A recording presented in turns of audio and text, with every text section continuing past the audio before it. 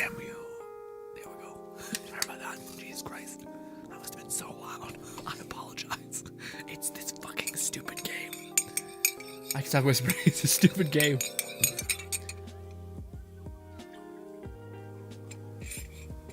I'm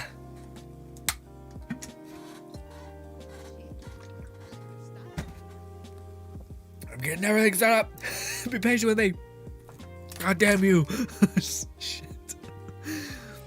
Oh, guys, you have no idea the hell that I almost went through again. Oh, no, I need to do something in the meantime. Give me a sec. Give me a hot minute.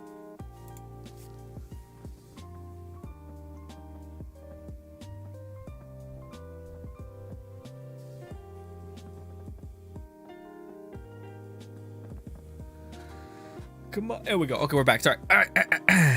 We're going to do this. We're going to jump over here. We are good to go. We're going to jump this way. And then we are going to go. Boom, ladies and gentlemen. We are back. God damn it. The chat's nowhere to be found. Give me a sec. Ladies and gentlemen, this is your good old redemption stream that almost didn't exist because life is a nightmare and it's brutal.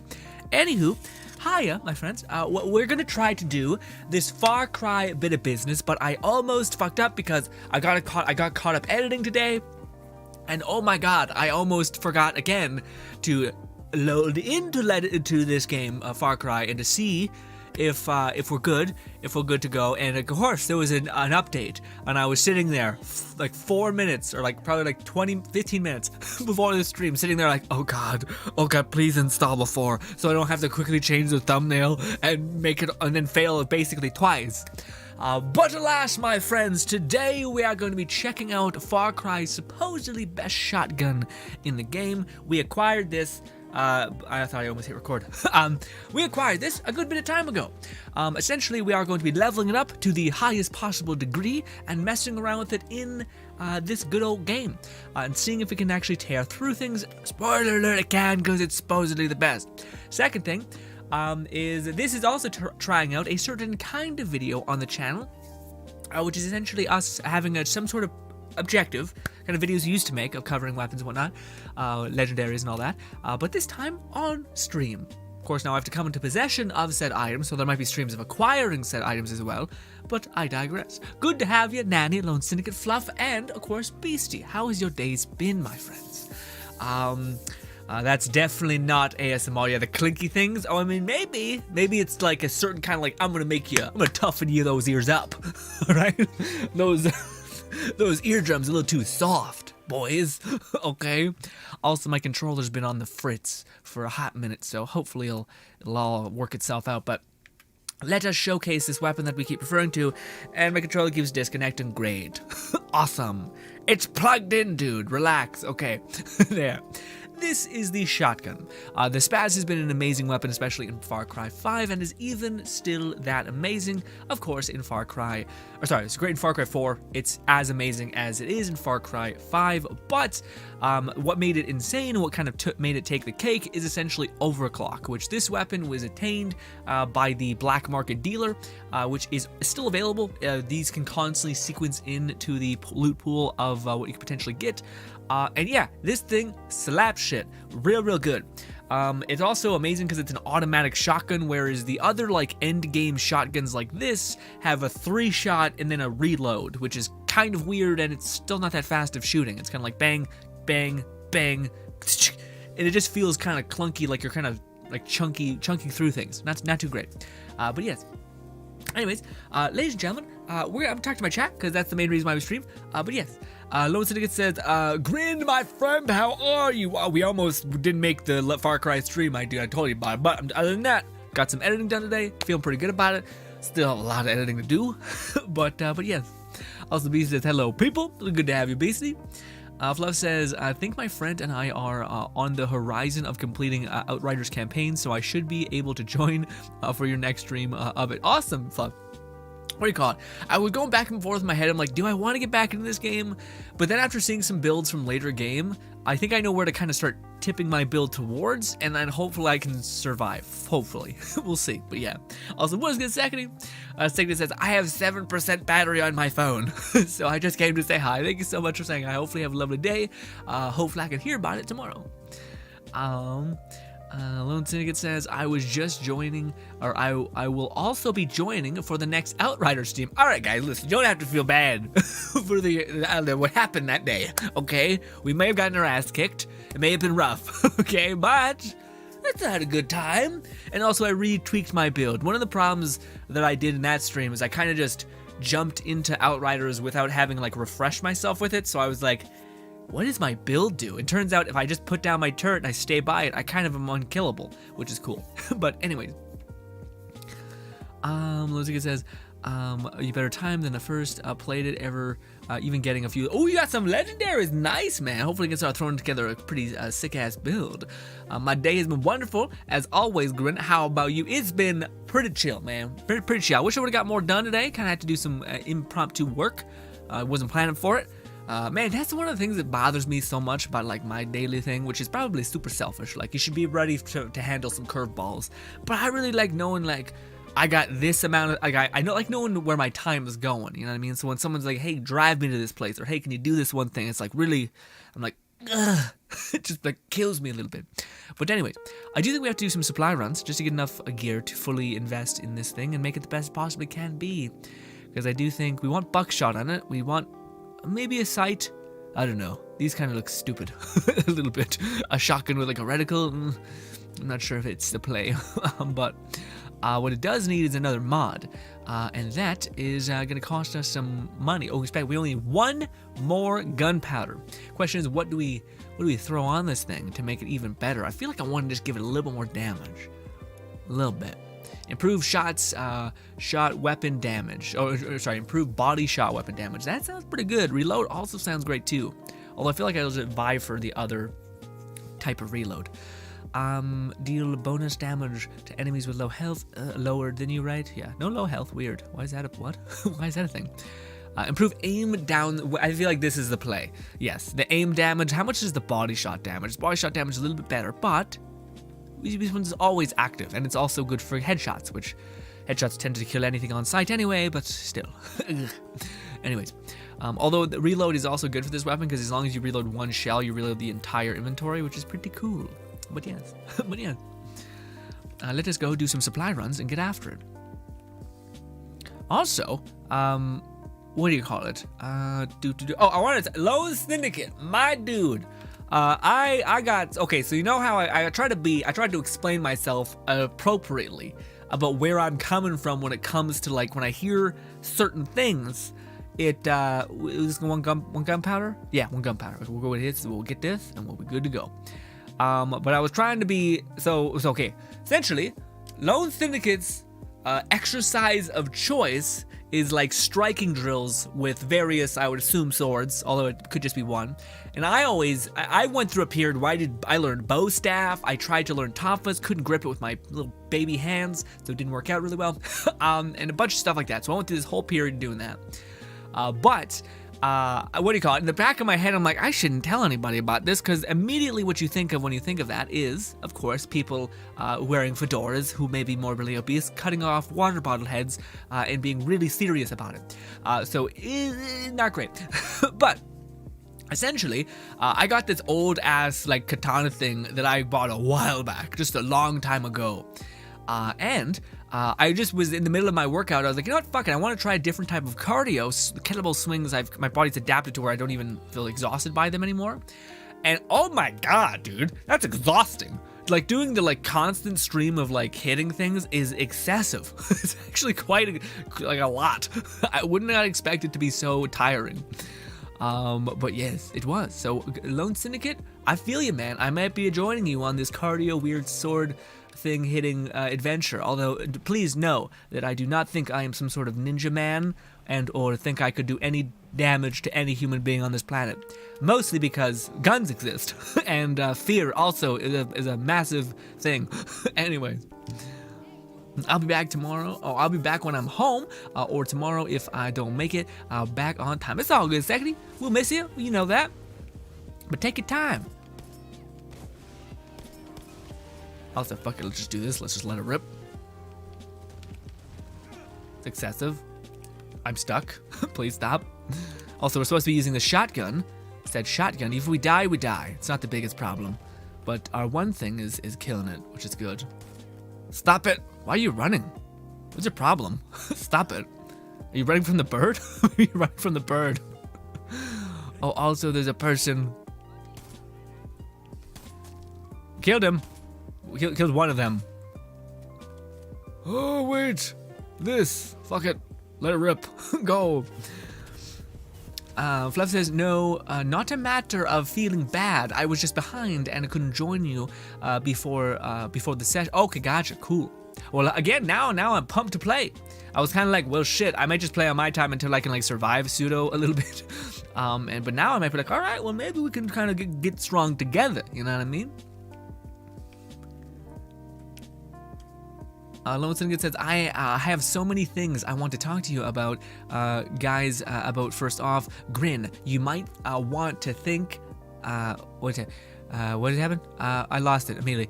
Grin, you may want to think about how you spend your primo gems in Genshin, because there are rumors, as I don't know anything but Ganyu and Xiao in 2.4. Well, what do you mean? Is this like a wink, like some guy at Xbox? I think I should still be fine, Lone Syndicate. I'll still probably keep like 90 primo gems in my pocket. Yes. And fate will really have to kick my ass in order to not get me to Ganyu. You know what I mean? So I think we should be okay. Should. I don't know if we will be, but we should be better off. Or okay. But interesting. So there's rumors about Ganyu being in 2.4. I could see that. That makes sense. One banner being Ganyu and Xiao in like one cycle. But who would be the other characters? Because they always seem to put like stack the deck in a weird way, eh? Like where they put like a new character in one season and then like a returning rerun character. But I wonder if they're just going to like do the double banner thing, so like Xiao and Ganyu on the same kind of thing, and then a brand new kind of banner with maybe Yai or something, you know. Fluff says, Fluff says, I think also what happened? I think someone redeemed something. Status points. There it is. Also, I gotta replace status point icon with something that I thought was just too funny. I can't wait for you guys to see it. Hopefully, I'll do it tomorrow. I think the double reruns is a good move for Genshin going forward. Sure, it's painful to choose between, but it means less consecutive reruns. I don't know really how people are upset about it. I feel like it's just like it's like we're getting to the point where like somebody's. I hate to say this, it's maybe a little rough, but like there's got to be a give, you know, like everyone, you have to make a smart bet. You know what I mean? Like there's already. I don't mind that idea in Genshin where like again. I skipped a lot of banners, which I could have had a lot of fun with, and I'm gonna get rewarded for that, hopefully, by picking the characters I genuinely want, right? Whereas if you're a person who's like, well, no, I want the banner to fall in the exact place that is the most beneficial to me.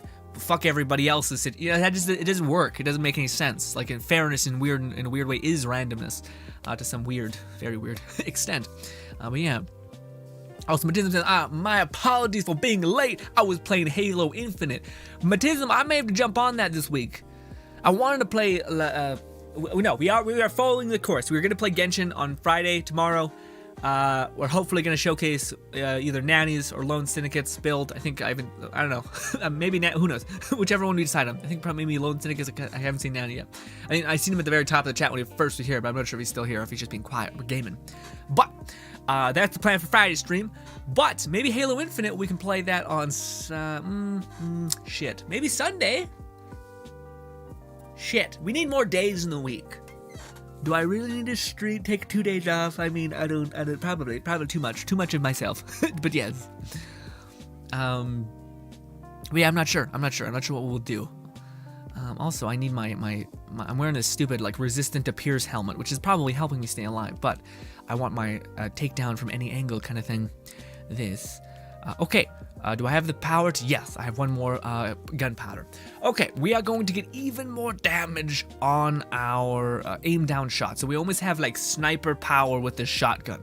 Huge. Huge. Okay, install that. Boom. Okay, so now this thing is pretty geared to the teeth. I mean, having some sight would maybe be good, so we're gonna throw that on there, although it's a little cringe to have this sight on here, but anyways. We also have the red dot and all that stuff. We also have buckshot. I don't think slug is actually worth it. You know, it just destroys the shot of the damage, so no. Also, it's missing a charm, okay? Also, I'd rather this one, I think, right? Because all the other things look stupid, kind of. That one looks less bad. It's kind of, well, less and more bad at the same time. We'll keep that one on, cool. Okay, we're also gonna go do this, and we'll jump in. Just put a rose on there. Why? I don't know. We're doing it. How did I get that? I don't know. Weird. All right, so let's take down some bases and see how this shotgun can actually fare. I still don't beat the game, which is a problem because there's like this thing that you can do, which is like end game heist thing, which is really relevant, and I should try to make it a point to do that. But anyways, there's all the time in the world. Not really. Time gets away from you. Also, I was telling you about Yunjin and how she went from Geo to Animo, and now how do you guys feel about how she may be the first Dendro character? Who is it? Can you describe the way she looks, Lone Syndicate?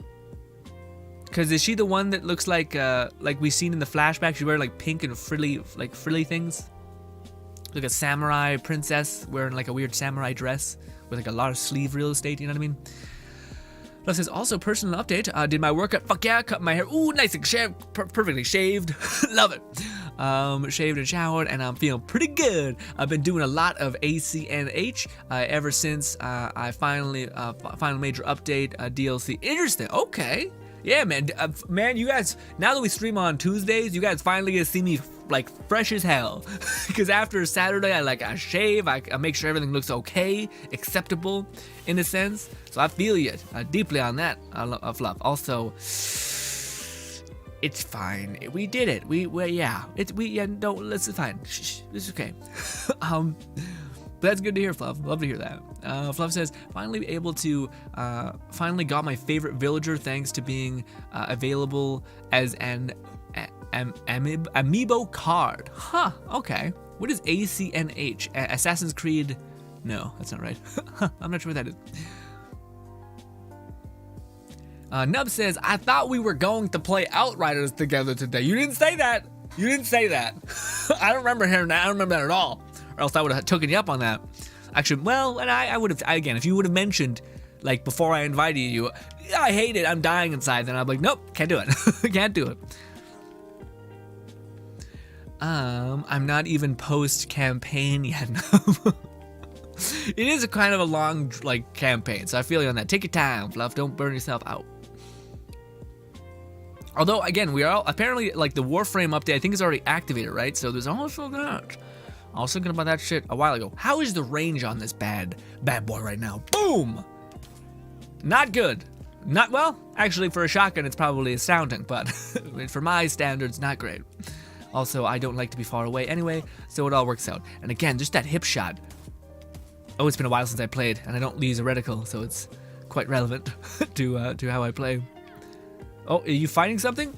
You are, and he's a god. He will not get killed by any of that. Also, apparently the Voss DLC, pretty cool. But not something that I desperately want to play, unfortunately. Yes, some guy on Xbox maybe said Ganyu Shower getting a rerun on 2.4. Then the other half is Shinhee, who is maybe the next Cryo Catalyst user with Yunjin, who is maybe the first Dendro character. Man, honestly, it makes sense. We probably are due for Dendro finally, because it's been like, again, after Idaho, I don't know what the next big excitement is, you know? Even Ganyu at this point, I think, is like overstaying its welcome, where people are like, yeah, like I could get a good character, but yeah. It's like, even though she's godly, it's just like, does it matter? Does anything matter? You know, I feel like people are getting kind of a little bit in that whole realm of things, you know? So you hated the game more than I did and didn't get to the end game then? Nope, I just stopped around when my friend and brother did. I didn't want to complete it. So, oh, I see, Fluff, it makes sense. I played some of the other characters, and Techno feels so much worse after they fixed the exploit of infinite ammo with the minigun. Really, man, I'm liking the Blight. Although I do think I would like. I'm aiming for like a turret build with the Technomancer, especially considering that one apparently was the best like healing kind of build you could have, because you could just have lifesteal and status power, and you'd just basically be set for life, which is cool. But I don't think you need that much status power to actually be okay in that game. At least I think. I think you just need a little bit and you'll go pretty far, you know? Oh, of course. Wait. Ah, fuck it. We can just drive there or fly there. Trickster apparently constantly does less damage now, being relegated to pseudo support class. Trickster? Really? A support class? That's shit. Pyro is still Pyro. Is Pyro still godly, or is it fine? What is the best class? Pyro, I would assume, and then maybe Trickster, and then Technomancer, and maybe the other one. The one I like the most, the rock one. I actually can't think of the name. Devastator. Fluff says, my Harbinger depiction focused Trickster feels fine, but it was never the damage. Got it. Yes, the Yunjin and one of the headdress and frilly pink dress. Okay, yeah, that's the one I was thinking about. Yeah, man, really, they're gonna burn the Dendro? Not gonna give us that like cute little fucking like weird girl with those like pins in her hair? Like this looks like adorable. That's what Dendro should be. Also, we are covering the weapon. It's just we just did things apparently. Apparently, yeah. By the way, keep talking about anything and everything, guys, and I'm not trying to limit you. I just think it's funny that we're like, this is our first time covering this weapon. And then we're like, what fucking Genshin updates? But that's fair. Why can't I move? Please, thank you. Thank you. What's good, Bolty? Bolty says, hello, what's good, Bolty? ACNH is Animal Crossing New Horizon. Really?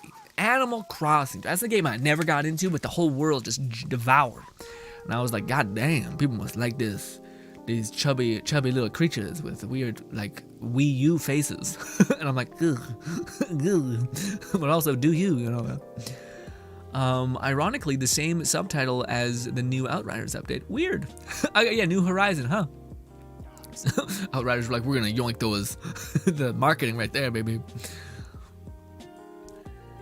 Nub says, Grin, did you not see my Discord name now? I did not. What happened? What took place? What took place? Oh. Again, guys, if you don't at me, my brain is so locked in on like videos, learning about marketing, learning about how to maybe make videos that other people will enjoy watching, and just keeping doing that and making editing. And then we're streaming, and now we're trying to make streams that actually have a point to them and are not just chaos. and yeah, if you're like, well, Grin, what the fuck? You didn't see this thing. I'm like, you have to at me and point it out, or else it's gone forever. And then somewhere down the line, I'll eventually catch it and be like, what the fuck did I miss? What? Even Fluff knew that he added me or something and said, in honor of the new Try Not to Grin, I am named. What did I say? It was some stupid shit. Oh, it was like, oh, what the heck was it? I don't remember what I said. It was like some stupid name, but it also was weirdly like, okay, shit. That's what it was. It was, I don't know why that's funny to me. I think it's because I've known Fluff for such a long time, and it was clearly just like my brain going like, just stroke it out. Oh shit, craziness. Lomsington says, dang, what you want the shotgun to be, a sniper? I want that shotgun to snipe bitches from 4 miles away, okay? Especially when the other one can kind of do that a little bit. But also, I haven't played the game in a while and I haven't been really good at aiming. But still.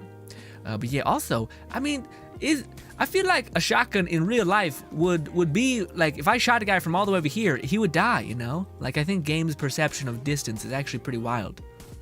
It's not like your bullets just like fucking stop, you know?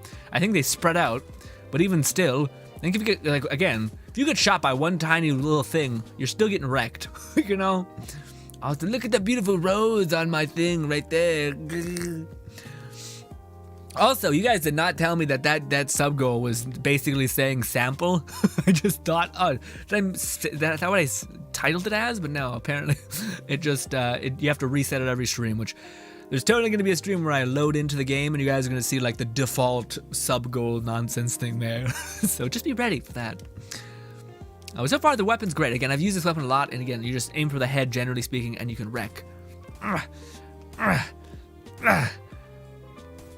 I aim for the person in the thing, maybe. Or we could just do one of these and it will all be over. Could you save a little bit for that one? No? Alright. So that was a secret perk that the shotgun has. You just, you just pull this ripcord on your back and you build up charges with a shotgun, then you unravel them. It honestly kind of works that way because I have mods that give me charge back. Anyways, that was a lie. Do not believe me. Lone Secret says, and in 2.5, it will maybe be Ayato and Yai. But ooh, 2.5. Golly, that seems like a good bit away. But I guess that makes sense. We're trying to tackle the husbando and waifu situation in one banner, 2.5. Guess it makes sense. Love says, realistically speaking, shotguns have far more range than most. I was about to fucking same. We mind melding. Mind melding. Exactly. Exactly. Nova says, best class is Pyro and Devastator, then Trickster. Really? Okay, Devastator is the best. Is that just because of, like, you just build anomaly power and cooldown, and you just can fucking chew, and then action skill damage, and you can just chew through things? You don't need to worry about guns and shit? Pyro, wait, and Lone Secret says, wait, Pyro is the best class? That would make me so happy considering that is... it uses the worst class, I think, but I'm needing help because I am a noob who knows nothing. What do you call it? Man, I kind of get it, Lone Syndicate. I was looking at some way to heal my ass, and holy shit, the Pyro person, just by applying Pyro to someone, gets like a stupid high armor buff. I think they also lifesteal through anyone who's burning alive, and that's like in their kit. And then I think there's a perk that you can throw on your weapon even more that gives you even more healing. So I could totally see that. And again, if you just build like cooldown, anomaly damage, or even weapon damage, you're just constantly outputting. Because yeah, especially now with like a big emphasis being on healing, and maybe that's what Nub is talking about it with the Devastator effect. As long as you can survive, that's it. Pyro was always the best class, second to Trickster. Interesting.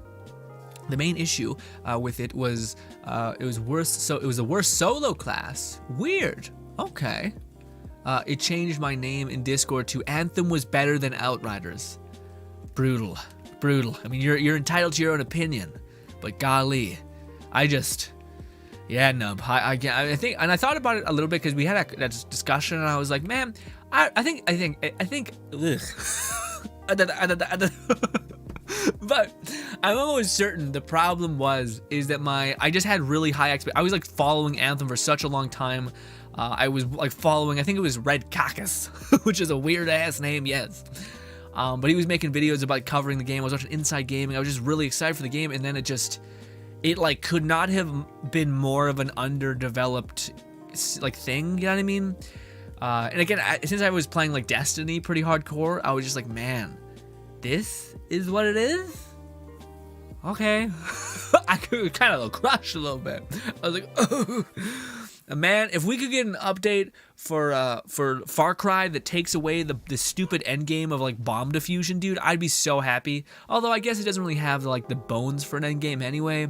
Like again, Outriders, you can get legendaries, you can get builds that kind of make your character feel good and feel stronger.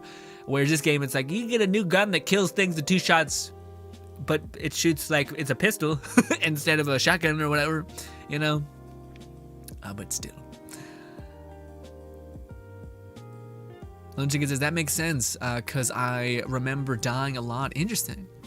You call me... Yeah, was it Flush? I thought it was... Was it Flush? I thought it was like... what did I just say? I thought it was like something weird, like Slush or something. The best solo class either is Devastator or Techno. Yeah, I was about to say Techno... What is the best build for like survivability for Techno? Is it just throwing down your turrets and having lifesteal up? Because I feel like that's kind of the play. I think I could like rear back on some of my weapon damage and just throw down some lifesteal or skill life leech. Also, if I shoot people with my blighted rounds, doesn't that heal me? So as long as I keep shooting and getting my turrets to eventually proc, I should be okay, right? That's the math that I'm trying to work out in my head. I'm like, how much do I need? But then I also feel like you can get dropped instantly. So I'm not sure, like, do I need HP instead? Because I'm healing a lot. It's just the fact that I don't have enough HP. Also, Manchuro is just, whatever your name is, Pinky, we'll call you, is killing it. I definitely need to push through the story. In fact, we might just do that, because at this point, I don't even remember what's going on in the story. And I could always watch, like, Far Cry the movie on YouTube and get a good idea of what the hell's happening in sequence. But yeah, because I actually want to test this gun out. Although, again, if this is theoretically just a weapons test, then let's go just jump into some black market things and just see how this thing fares. Hell yeah. Okay. Yeah, I mean, I'm trying, yeah, because I'm really doing nothing, right, really. So, yeah. We'll jump over here. We'll go and truly test this weapon, just actually give it a place to shine, although we will not gain much of anything, which is a little unfortunate. But anyways, Fluff says, Trickster has been fun for me, and I haven't funneled myself into twisted rounds. Really, man? I don't know. I feel like, I don't know. I find it fun. Like, I don't know. To me, it feels, as much as things may be meta, it's fine. Like, I find it fine when the meta is like satisfying and fun, you know, when the meta is like great, it's like I do nothing basically. So like if my turrets were like completely overpowered, I just throw down my turrets and I just sit there and be like, I didn't even think that was cool. I would think that's awesome because I always like the summoner class. But say if I was playing the pyromancer and I just did like one ability that like was not very satisfying to look at and just did like a heat wave and then burned everybody in an area, I wouldn't find that to be that good. But if your weapon's like sitting there and you're just like shooting at people and then you just explode into giblets, it's pretty metal. It's pretty like, ooh boy, look at us, you know? So I don't know what to feel, but yeah. So unless they nerf the CC power, I should be fine. Okay. I hate how short. Also, my build for Outriders, if I join you guys in co-op, I have the most survivability slash. Not necessarily survivability. I can make you guys hit like 10x harder than you do, because I'm built down the I give everyone a shit ton of weapon damage when I use 2 abilities kind of tree. And I don't know if you guys get my lifesteal. I don't know. Probably not. Fluff says, I hate how short of a range shotguns have in Outriders. As an example, pretty much point blank and you're tickling. Yeah. It's brutal. Again, assault rifles in certain like machine guns are insane, especially with the adage of like blighter rounds. So even if you're losing a lot of damage on the distance travel, it doesn't matter because the damage is in the anomaly or firepower algorithm that hits when you actually hit them with the status of the bullet, you know?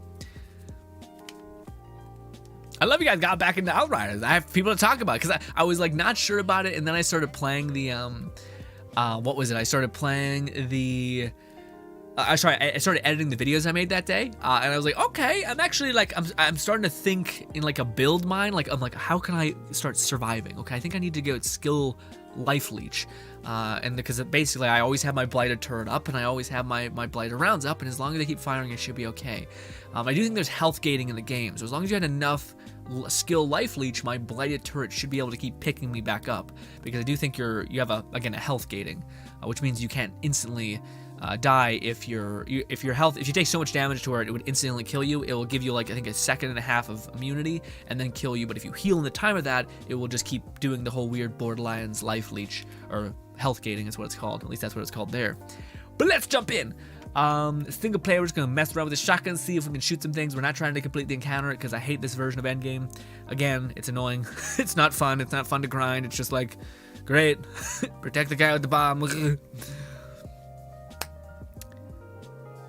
Nub says, if it makes you feel better, I have played more Outriders than Anthem. I was about to say, Nub, Nub, man, you're a man of mystery, because I feel like, again, I'm like, if you were to look at your most played Steam games, I bet you would probably consist that you hate all of them, probably, which is a human trait that I've only seen in you, frankly, to the extent in which I've seen it, I should say. Plus, his Trickster is very capable of being a shield tank with the right class node and great gear perks. So playing the Harbinger, hybrid or otherwise, is a tanky support suit. Suits me just fine. Interesting. Yeah, man. I've always known the Trickster just to be like, I think it was just because all the builds at like endgame that like got there first in Outriders in the heyday of it were all like high damage builds, and that was the only thing that really could survive at endgame to some extent. And then you use like your damage DPS class, which was the Trickster, to generate like gifts essentially to the other units that could kind of get by. But I never did that, so it was a little rough. What's good, Exum? Exum says, hello, my friend. Hello, Exum. We're checking out this badass shotgun looking crispy as hell. This is not the legendary shotgun. I just put the skin on it. It's got a little pretty flower on it, too. Oh, also, shit, we should probably go down here, shouldn't we? Yikes, yeah, I can't see anything of the gun. But anyways, we're reviewing the shotgun. Surprise, surprise, it kills everything in 2 shots and has an insane range and you can shoot it forever. But also, damage in this game is nonsense because if you just aim for the head, everything dies. And if you have a shotgun with pellets, it's really easy to aim for the head. Anthem had some great potential and that they would have been possible to attain if they didn't. Yeah, I don't know, Fluff, because like even if they didn't rush it, I feel like again, they had like a lot of development teams gunning it, like trying to repair it, and then it still just never really worked out. I don't know. I would hope that it would have maybe at some point popped off, but I don't know. Apparently, both my brothers uninstalled the game. The Outriders? The best way to increase survivability on Techno is to put Golem armor on kill on your gun. Okay. Golem armor gives stagger resistance. Okay. Interesting. And Techno heals on hit. Right. Okay. Well, that should be a quick fix, actually. Cool. Okay. As long as you keep killing, you're immune to stagger and you have infinite life. Got it! Okay, that should be a quick fix. Is that better than Kill Spree? I don't think so, right? I feel like it probably wouldn't be, but... The Fluff says, I use Time Rift, Vendor's Knife along with the Borrowed Time, and it keeps almost all the enemies disabled. Yeah, and left and slowed, reduced vulnerability and all those things. Okay, I can see how they can kind of add up to being pretty support-driven. Nice. Fluff says, I may swap out the knife for Cyclone Slash. Just to have some fun? Yeah. Now says, I'm about to quit, but I'll have 200 hours into it, so just ask me anything if you need help. Got it. You'll be our wellspring of information, coupled with this game shit at the end of every sentence, which will take, frankly, boom. And then boom, and everything's dead. And again, this game, I don't know what this game really needs. Again, if it had like, well, I don't know, because this game feels like it's trying to do like end game things, but yet doesn't really have like the systems for it. Like, yes, there's a lot of guns, but there's no rarity in all these things, which is funny because I thought that was a New Dawn. It's like legendary farming, like really good gear. But then I don't think there was much of a way to farm legendary gear in like this sense of like expeditions, you know. But needless to say, the weapon's killing it. Let's bang to the left because that's where I think more enemies tend to be. Also, apparently there's some people up here. Where are you? Right there. And boom. And apparently trees just super dense things like leaves, my guy, not trees, leaves. Wiscomatism says me when I'm able to stream. Oh yeah, it's all coming together. Oh, you're gonna get all that stuff together. We rated you, Batism. I don't really hear. I think you were caught up in the moments of PvP Destiny, which is a hell of a thing. Cause yeah, you didn't really. Yeah, your friends were talking and having a good time and all these things. But yes. Where are we going? Hello. Boom. Jesus. I could have shot her from very far away. I chose not to. Because sometimes you just need to, like, you know, fucking... all that. That's where the fire rate comes in. Also, what do you call it? That's the best part about this gun is, like, you can basically fire when you need it. So it's, yeah, that was always the best part of the gun. Like you could shoot and then reload if I wanted to, and then shoot again, reload, shoot again, reload, and you'd always be able to get that quick shot in. Hopefully you'd aim and not just whiff for half of the damage. What's goodness? Love to see you. Thank you so much for being a member of the channel, by the way. Much love. Enjoy. I like the little cute thing. If I have less than 500 hours in the game, I think it's shit. Really? Jeez. How much do you have in Skyrim? I imagine with your mod, I feel like everyone has maybe 300 hours in Skyrim, but like plus 200 hours in modding, you know? At least if you're on PC.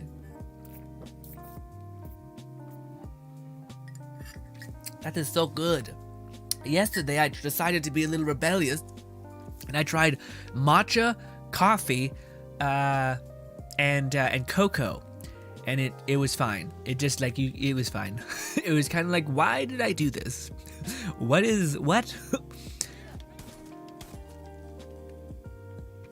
But Nis says, what's going on? Nothing too much. We just showcasing this beautiful shotgun with a scope on it, which I feel like I regret because it looks hideous. But yeah.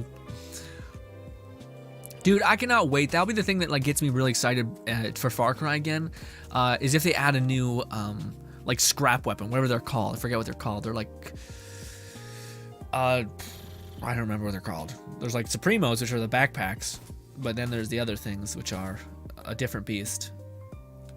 Ugh.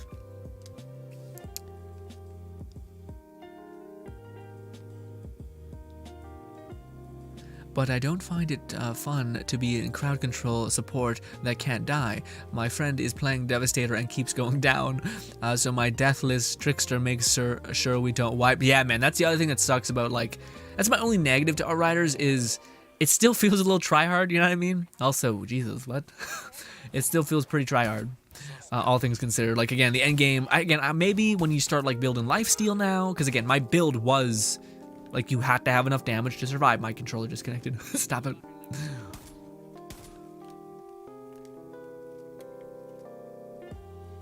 What's good, Eric? Eric says, grins to the game. The Outriders looked promising, but when I dropped it, it was a lot of problems, and it didn't actually seem graphically appealing, and the gameplay was lackluster. Man, I feel that, but honestly, if you're a person that likes endgame and likes building things, I think it could be a game good for you. Like, you know, like you could actually find the enjoyment there. But if it didn't look appealing, well, I don't know, because, man, that's the thing that sucks about Outriders is, like, a lot of the cool physics and etc. are unlocked at endgame. When you can reduce your cooldown by a shit ton, you're just constantly outputting these abilities. And all the weapons glow and have, like, crazy, like, electric particles coming off of it. But I understand if you're not into it. But it is a game... like I said, like if you're into like the challenging aspect of it, I think the end game can be a little grueling. Like again, you'll be grinding to get that one piece of armor that's gonna be able to keep you and get you to the next tier, which is a little good, a little bad sometimes, you know.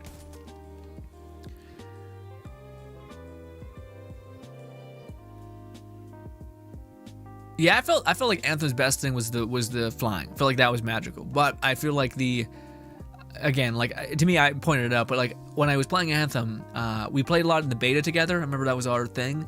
We even streamed a lot of it. And then we got to like the base game, and like I still remember doing the mission that we did in the beta constantly, because I don't think you could choose like the runs you did, like your expeditions or something. And I just remember doing the exact same thing, and I was just like, Jesus, like Jesus, you know, like it's brutal. And I was expecting to have like your base and have like this hub that you come back to, and I was thinking about it to a large extent like Destiny, like you'd have this kind of maybe more of a like a breath of fresh air kind of world, but it wasn't quite there. I think you've missed the recent news last stream. Grins enjoying the New Horizon update and the notable factor that expeditions are no longer timed by default. It is true. I'm quite enjoying that. And again, to me the thing is, I was talking to Nub about this. What would you call it? The last stream.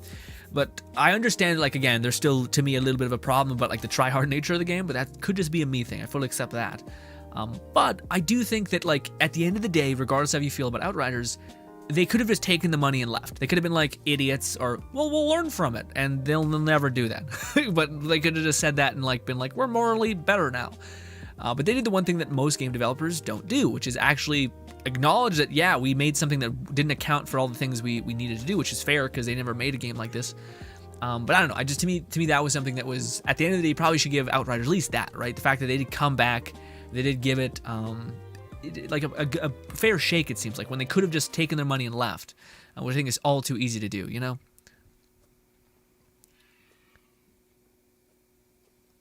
It's all good, Matism. Lone Syndicate says, I might need a redo my build for my Pyromancer to have more survivability. It's funny, Lone Syndicate, but I would have killed for that outcome. I'm so happy that's a thing, because otherwise you would just have to build for such silly high amounts of damage, Lone Syndicate, and it would just make you rip your hair out. Nis says, chillin' in Matism stream. We was vibing in Nice, Nis. Love to hear it.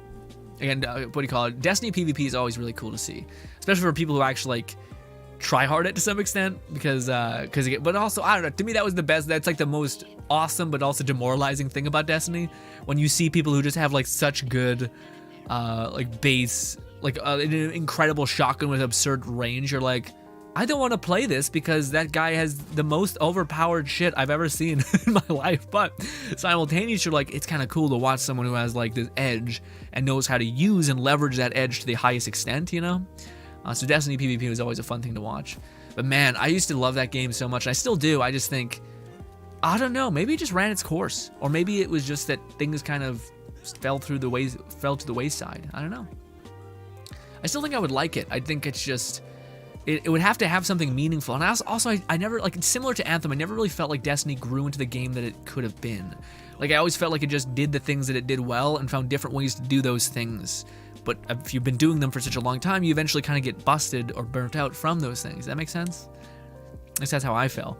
Like, to me, again, to have like a central hub where you could like come back and have like a room to the tower, like added a completely different mechanic to the tower itself, and actually allow you to like maybe customize this specific place, and like mount your guns on the walls and stuff like that. Like anything like that would have been something different that the game didn't do before. But I don't think it really does that. Yeah, best you got is like, hey, you got a ship, you got a ship that can look 6 different ways of crazy. But ultimately, it's just a lot of weird things that you could inevitably collect, you know? I mean, it's not bad. Again, like if I were to get into Destiny and I never played it, you're in for like a treat.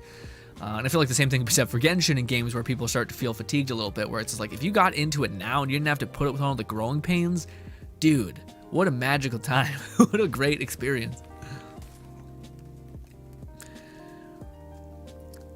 Matism says, me with 4K hours total, not that much. Because 90% of the time is mod. Yeah. I had one mod run where loot was like cranked up to 1,000 because I had one that added enhancements and allowed weapons to gain more bonus and shit. Jesus. Jesus. That sounds awesome. Again, that's one of the things where like I feel like that might never get old. Like I feel like if you ever were to do, what the fuck?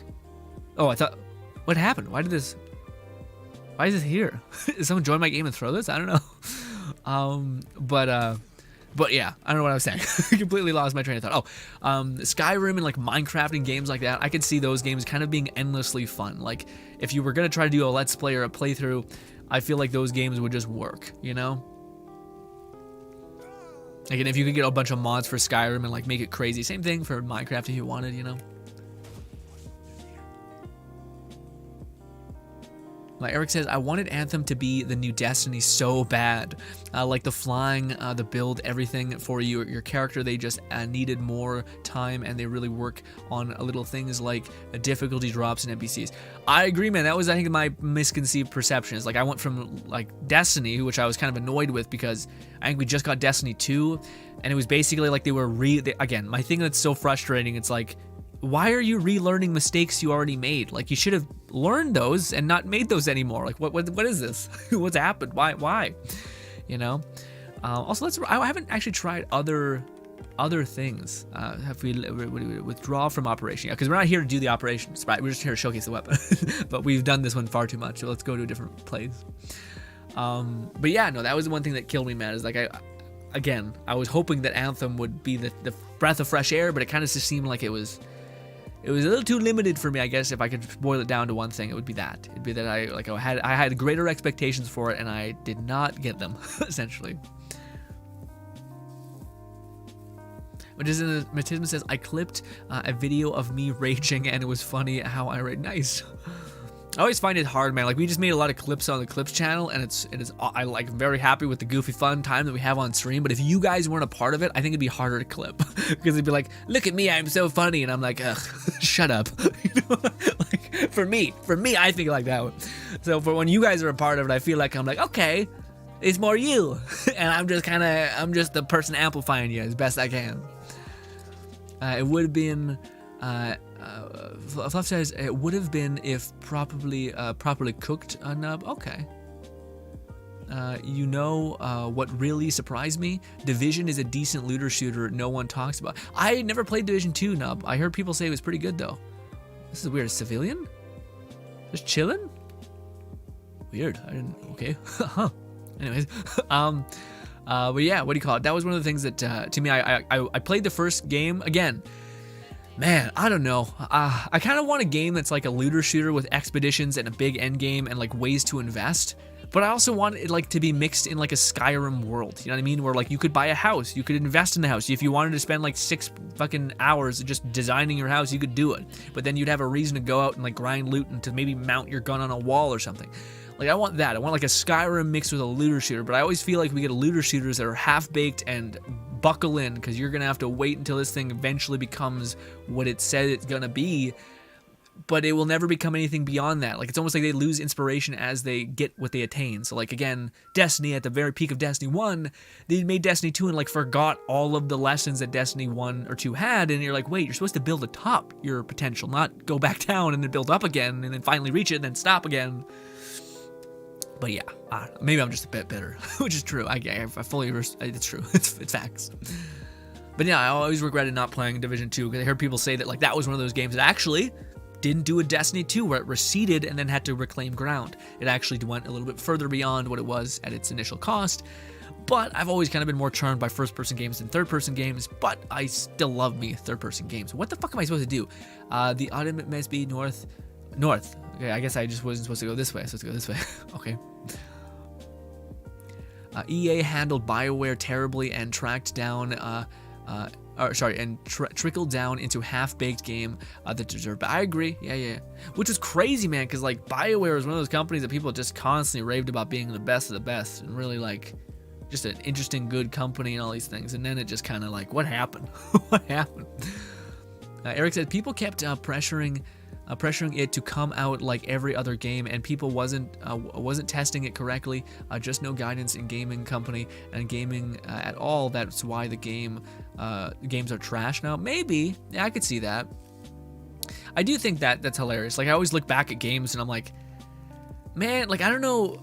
It's been a while since we've ever gotten a Skyrim kind of game, you know, like an open world game, or like or even just an Oblivion like game. Like if I look back and I think of like, there's a lot of games out there that had a shit ton of stuff in them. Like things for you to do and kind of reasons to do them. Although I'll admit that was always the thing I think a lot of games were weak on. Like again, I think of a lot of Assassin's Creed where only recently have they kind of started getting smarter about it. But it's like, it's actually not a bad thing to have a bunch of things on the map if the reward for collecting all of them is actually worth a damn and not just like, you got an achievement, go, good job, you know? That's fucking annoying. But if it's, you actually get something out of it, like here's this badass armor. I didn't hear anybody complain about the like Assassin's Creed like treasure hunt where you got this badass armor, you know? But it's always like pointless stuff that's no reason to do it, you know? Let's see how good the range is, actually. Pretty insane. Jesus. Nub says stories in looter shooters are normally ignored for the most part. In the issues with Anthem, I laughed my ass off. Either the end game they used our character movement with COD improved cause it's too roboty. Okay, huh? Eric says just money hungry. Yeah, it's true, man. And it's funny because like I don't know, because like there are like diamonds in the Rusk, but they're hard to even like. I almost was just sitting there like I don't know, I can't think of anything. But like the last game that I played that was like Skyrim but did things differently, like if only they had more budget, was the Outer Worlds. The Outer Worlds to me, I'm like, if you guys haven't played that game, dude, it's so refreshing because like things are powerful. Like again, if only that company could work with Bethesda and harmonize with them, because again, their best assets is their unique storytelling and their balancing, frankly. And what do you call it? Bethesda knows how to make a lot. Unfortunately, it's sometimes buggy and gross and broken, but it's a lot. It's a lot of shit for you to do. Like Dawnguard's a huge fucking DLC. But with that being said, though, Obsidian also knows how to do that with enough budget. I think. Again, there's what do you call it? New money and all that stuff, and like a lot of the Fallout DLCs are insanely big, you know.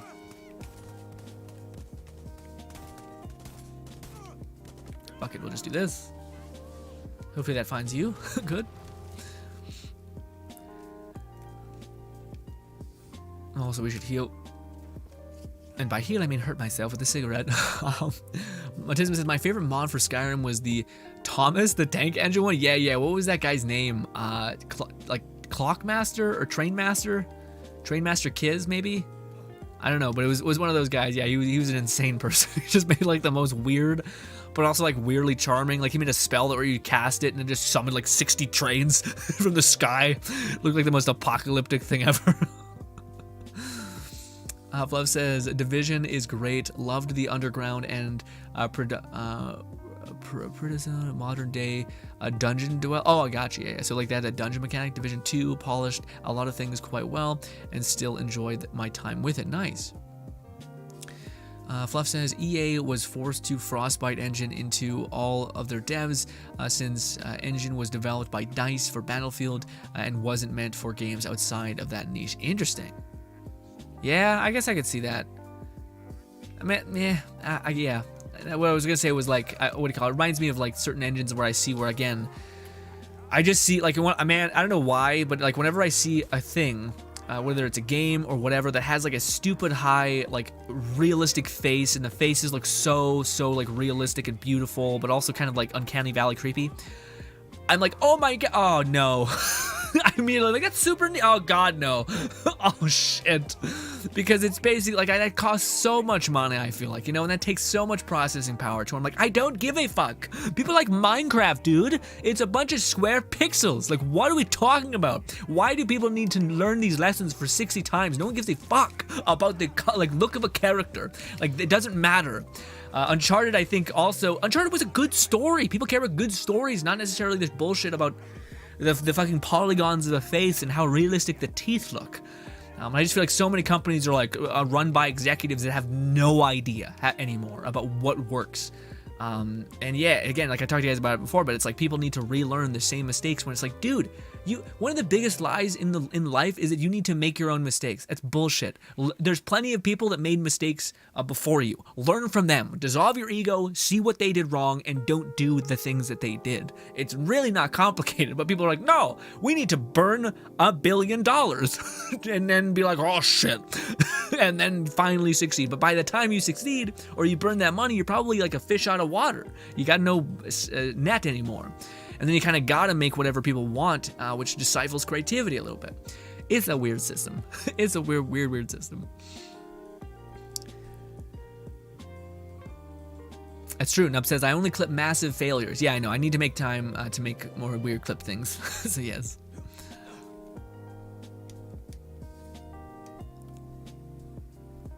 Nub says, yeah, but in Anthem's, the character didn't move properly with button presses because there was too many locked animation. Yeah, that's another thing, man. Like, in just terms of like what I think, and maybe I'm speaking too much out of turn. I'm speaking too much like my opinion is like the mass majority of opinions and such. But one of the things that I also think is like a lot of games will like make things look pretty. Like just like let's just dissolve it all into like instead of making like realistic teeth and faces and all these things, it's just trying to make things look really clean and like realistic.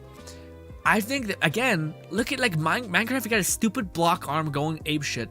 Anyways, I think like one of the best games, like games that come out of nowhere that are super successful. One of them was first it reminded me of like Arma, Daisy, games like that, and then it kind of eventually became what is that game? Chicken Dinner, whatever that game is called. But anyways, it got replaced by Fortnite. But all those games prioritize like instant release, instant directive access of like of action. So you hit a button, you're gonna get an action. It doesn't like even in like sometimes it looks a little buggy, but if you want, you can play slower and the game will look a little bit more pretty. But if you just want to have that direct feedback and be satisfied by not being limited by movement, it's awesome. It's funny because Let It Die is the exact game that does that. It's like guess what? But that also makes sense because it's difficulty faculty in the game where it's like no, if you invest in a bad input, you're gonna get punished. But it's not at all because it's a prettier input, you know? It's because it's fucking, you made mistakes.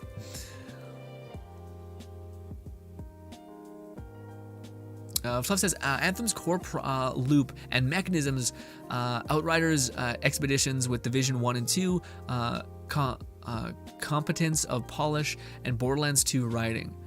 Yeah, that's pretty, yeah, that's a pretty good summary of how I feel about a lot of those things. But man, I don't know, man. Maybe, again, I think it was hard for Borderlands in general, but like, that's a hard thing to follow, is Handsome Jack. But I don't think they won in any regard. You know what I mean? Like, it's one thing to like be like, the villain wasn't that great. If I think back about it, it's like Amara, I don't really give a fuck about like Maya or Lilith. You know, I care about Maya just because I played her and enjoyed that. And her, I liked seeing her through Krieg in a weird way, which I know is probably sexist and fucked up, but anyways, I don't care. But I don't know, like I think about everything about Borderlands, the story-wise. The only thing that I think did do well is like the add-on story of like the general idea of like again, I think there was like audio logs you could like tap and then be like this alien that talked to you, like these BioShock audio logs, which gave like greater insight into cool future projects. That's awesome, but that's it. And I'm sure that was made by some small writing team to be like, hey, just kind of piece this together. But yeah. I love how you have to specialize Borderlands 2, yeah. Oh, I messed around with Borderlands 2, so yeah, sorry. Borderlands 2 is a great story. Fluff says, the BioWare magic was lost long ago. Yeah, but did you hear what BioWare magic was, Fluff? That's for those guys who do not know the origin of the BioWare magic, it was the guy from Anthem, BioWare lead team, talked that it was this toxic work environment in BioWare where they always had this BioWare magic, was essentially them doing crunch. So they would like at the last minute rush to try to make anything come together. And yeah, it's just the worst thing ever. You're like, what? That's not magic, idiot. That's like a shit ton of extra work facilitated by inaction. Like, what? Anyways, people crazy. People are crazy. But yeah, that was one of the biggest problems with the thing, is that BioWare magic was just poor leadership development, and then when the game was finally about to come out, they would have to quickly try to parse together something, which is less magic and more just brute force. But yeah.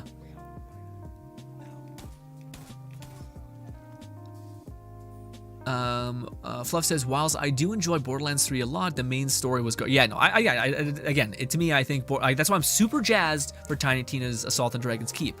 If they try to get some sort of meta, stupid, like, here, we're trying to be trendy, I'm gonna be pissed. I want Tina, at best, talking about some stupid, obscure meme, all right?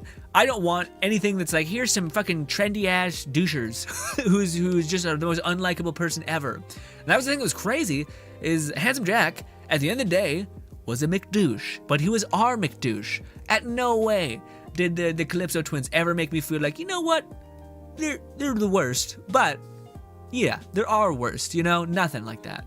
It's funny because sometimes the Vault Hunters themselves are that, especially in the pre-sequel. I think the pre-sequel story was better than Borderlands 3's. And the pre-sequel story was kind of okay. It's kind of like a little bit of rehash, and it was kind of empty a little bit, but at least it was something. I remember parts of it. And honestly, like, it was more about like the crazy bad guys who you were playing and more the insights you were gaining along the way, you know? Borderlands 2, best writing, villain, and DLCs, Tina's. Pre-sequels, my personal favorite class is Athena's, yeah. Borderlands 3 has the smoothest gameplay otherwise, and also I think better balancing overall. I mean, that's what I mean by gameplay, I guess it's true. And if had the other positive of the predecessor, it would have been a beloved, much loved game. I agree.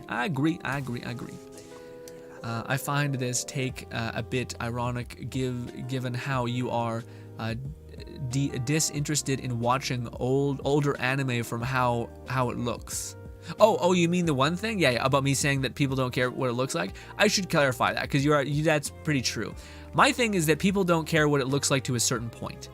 So I mean, as long, like, again, if people are watching like 8-bit, or like if your game is like a top-down game, like GTA 1, where like you were looking down at like a guy who's shooting out little marbles.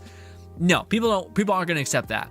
But people will accept Outriders. You know, people will accept a game that looks kind of like a little grindy, a little mucky, kind of like a little one-palette-y, but it's still functional. It's still a functional game, and the gameplay has a place to shine. So I do think like visuals do have a place, but just not to the extent in which gameplay does. And if visuals are ever made to like cost way more than the other things, I think that is in a way the problem. But no, that's a good point, because again, I do think there is like, again, there is a point where like audio and where video do have some diminishing returns. I just think that 90% of game companies put so much emphasis on the way something looks, and instead of it being like, oh no, that looks passable, or here's a shocker, aesthetic. Like Borderlands, with the being like, hey, instead of putting all this time into like, you know, making this high quality lips or face or whatever, what if we just make a character in a world that looks different, that stands out and is kind of cool in that way? And yeah, I think that's hopefully what we'll be getting sooner rather than later, but we'll see. I still don't know anything what's happening, frankly, but yes. Also, the shotgun's killing it. People were correct. The spaz shotgun, especially when it's unclocked mod, crazy. The best thing I think I could take away some of the damage and just throw on some extra magazine size, and you would just slice through everything. Eric says, the problem is games are made by people who don't play games or love games. They either stopped dreaming or don't know how to dream to create a great game and follow through with it to the end. Agreed, Eric, to some extent. I will say though, Eric, I think there's a thing where, like, if you look at the system of games from the very beginning, I think like it used to be like you have your development team and then you have your publisher, which there's like your Activision, your EA, these kinds of things. And they used to be like kind of equal to one another, and they do kind of need each other to exist. Like again, if you're not trying to make something that people want, like if you're trying to make some sort of indie darling thing, that's all good and fine, but what happens when that doesn't make money, you don't get paid anymore, now you're having to work at a job, and now you're probably not gonna have any time to play the game and do the game, so there is a limit to, like, you can make what you want, but at the end of the day, you're also making something that other people want. So you probably should cater it to some extent to that. Also, Jesus Christ, just brutal. Anyways, but yeah, so I think at some point that makes sense. It's a coexisting thing. But eventually it became where I think the publishers have every single bit of control, and then they started to think that they had a better understanding for, if the metric is how to make money, then yes, the person that practices how to make money is going to be the best. But just as everything I think in history goes, eventually the scale starts tipping so hard in the degree of like everything is clearly made to make money, clearly made without a soul, without any sort of like understanding for how people truly think, and this becomes so disconnected to where anything that isn't that starts to shine even that much brighter. I think it's on a pendulum, and I think we will eventually go back to where like those games maybe stop prioritizing how to make money, and then they get, you know, the team dies because it doesn't have enough time to support itself or money to support itself, and then it switches back. But I do think that's kind of the like underground issue, is that like developers are just completely devoured by publishers.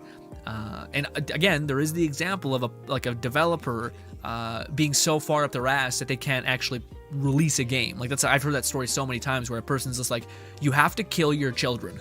Okay, you have to look at this idea that you want to develop. The game was supposed to come out 2 years ago. Okay, you need to kill one of these children. It's real fucking brutal, but it's true.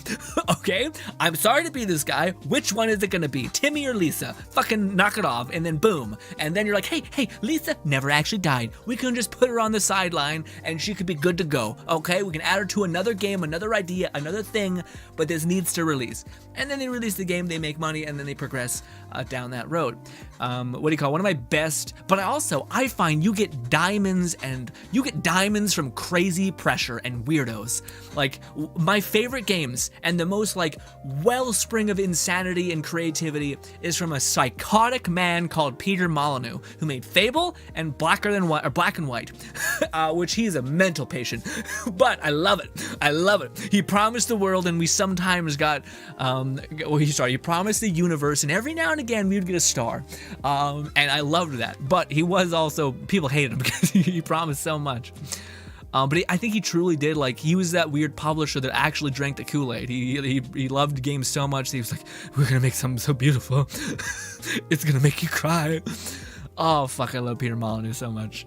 He's a psychotic man, but created some cool shit. One of some of my favorite games, if not my favorite game of all time.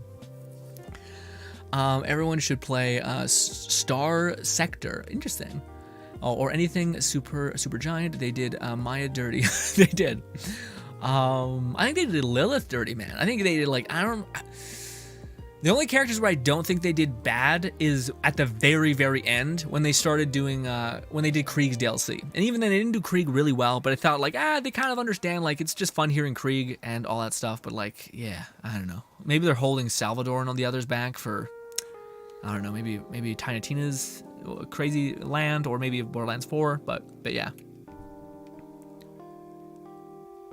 Yeah, and they cut the funeral scene from Borderlands, yeah. That was the perfect operation to both honor the fan favorite playable character along with providing a chance to make Ava yeah. Again, I don't know what the hell happened, but also I heard a lot of stuff from Borderlands 2, but I think it may have just been like the shittiness of I don't want to say Randy Pitchford, but probably Randy Pitchford. But basically, Borderlands 2 had this guy who was a weirdo, who's just a big old weirdo.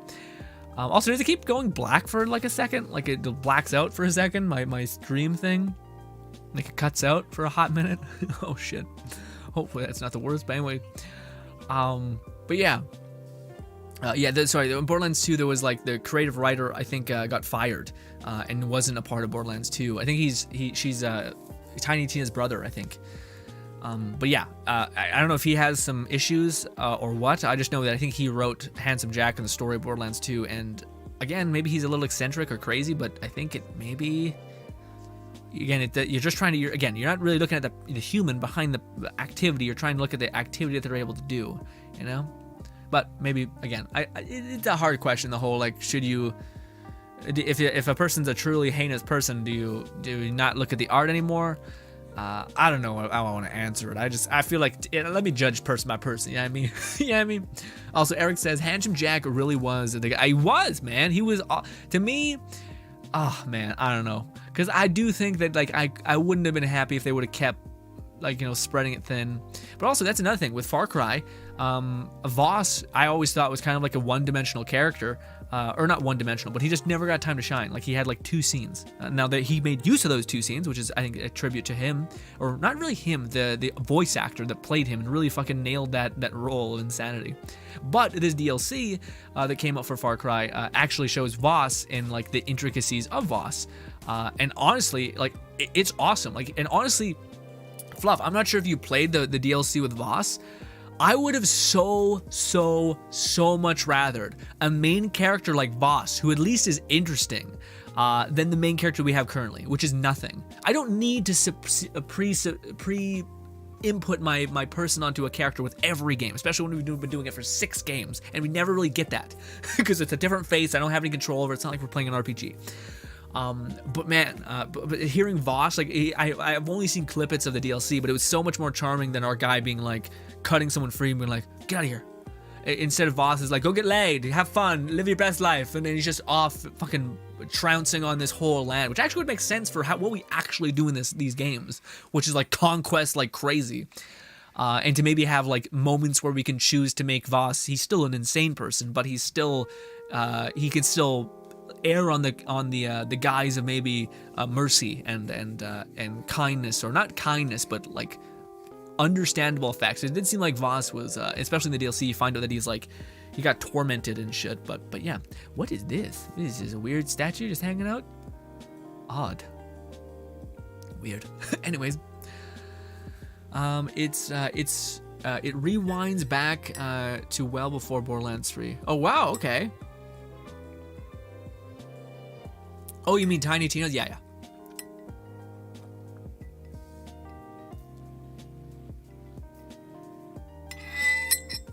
That sounded horrible. That sounded awful. Puff says, also, Randy has stepped down as CEO, and it is instead just focusing on movies and side things. Do you think that will be better or worse for the Borderlands thing? Because, yeah. Randy Pitchford is an interesting character because I think he's a very human and potentially flawed person. But I don't know if that's bad. Because like I think he when I say human, I mean like I think there's instances where I could see him probably being a person that would get upset at someone and then maybe hold it over them, like hold it against them essentially. Like not forgive someone for saying something bad about them or making fun of them, all that stuff. I think I know of instances where he's pretty like, don't work with that content creator. I hate them. They made fun of me or something, made fun of my magic or something. But with that being said, though, I do think he's like an eccentric weirdo, and I think those tend to be good to some extent for games.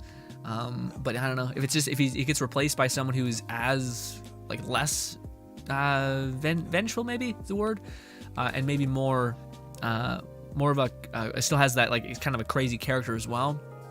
Then maybe it all works out. Maybe it's for the best of the best for the community of Borderlands, you know. Fluff says, meanwhile, we've got games like Undertale, Shovel Knight, and retro-style games that have done amazingly well and made good use of the chosen art style. Yeah, man, but I always feel like those games, again, it's like, the best example to me that comes to mind is, again, Obsidian's game, which we just said. Regardless, Obsidian's game, I'm blanking on the name of it, shitty. The Outer Worlds, there, got it. Finally got it. The Outer Worlds. Obsidian's game, The Outer Worlds, it didn't have a big budget, but it still had enough of a budget to where I feel like they could really flesh out ideas to their environment, essentially. So value is created relevant to your environment. So again, in the indie space, to me, like there's not too many things like the art style I would assume is a little bit more easy to design for, and ideas can be kind of made quicker to execute, and throwing out mechanics are maybe done a little bit less haphazardly, all those things. I just feel like with Outer Worlds, you're dealing with a first-person shooter with pretty okay gunplay, with a bunch of different like ways to build these characters and weapons to use and build variety and all of these things. To where I think like if you just gave those indie developers a little bit more budget, and hopefully they would have the interest to make like a third-person, a first-person, an open-world game, a story-driven game, something, then that would be good. Because as much as I like those indie games, the like the side scroller thing is fun, and like I like them, but it like again I tend to have like just on a base level when it comes to like first person shooters or third person shooters, I feel more connected and more driven in those kinds of environments of games like it, you know, of having that extra time to kind of breathe and hit things and etc. So like there's something takes away from me with the 3D thing, but I also didn't grow up on those games. Like side scrollers and whatnot. So maybe if you did, you'd have that nostalgia that could keep you anchored in that world. But yeah, but I think that again, if you give those indie developers just enough money to make a third person or first person game, you would. But also game development is like wildly challenging. So as much as I'm talking on my ass here, I do think, yeah, props to people who are in it and still striving for it. Yeah, there's a flickering happening on my screen. It's like a tearing. It's weird. I'm hoping it's not like ridiculously consistent, like happening every 10 seconds or something. Eric says the best games are not money grabs. They become grabs after they first game, for instance, tries to make a game like Destiny 1, and then having Destiny 1 is impossible. It's a moment thing. Oh, trying to make a game like Destiny after having a Destiny 1 is impossible. It's a moment thing. Oh, yeah. Okay, I see what you're saying. Yeah, so they're trying to catch lightning in a bottle twice and then make it even more marketable. But this time not waste their chance to make it like marketable. I see what you're saying. So again, it's like it started off as a cool idea for a game, but then it kind of quickly devolved into, fuck, we can make so much money if we just leverage this. So then they try to re-release it and just do those things, but then they lose the character that game had at the very start in general, maybe.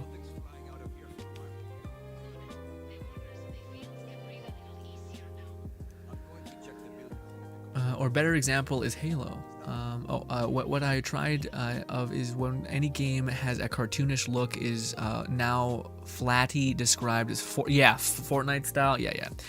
To me, honestly, you know what? I think Fluff. I think whenever I hear those, it's like the same thing when I hear a person just like be rude for no reason. I'm like, good. Now I know. Now I know that. I like your opinion just got like just lessened 10%. You know what I mean? I'm like, that's where you judge a game, and that's what you think that art style becomes. You must have not been in this community or anything like that for long, you know. So yeah, I don't know. To me, I get same thing when someone's like, you're an idiot or something. You're like, I just met you. Well, Jesus Christ, you know nothing about me. You made a knee-jerk reaction that fast, Jesus.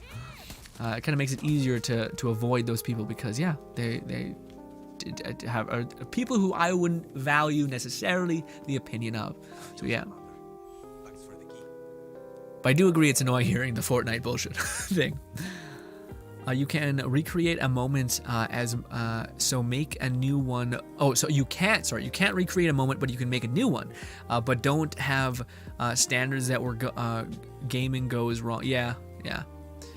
Fluff says Halo became sterilized and monetized over time, especially after Bungie left. Yeah, again, well, it's like the textbook thing where like, what is left besides the person that is the publisher. So you have the publisher and you have like, yeah, you're your design team, but I'm sorry to say that like you need someone that really can leverage or fight for your IP, your point, your whole thing, you know.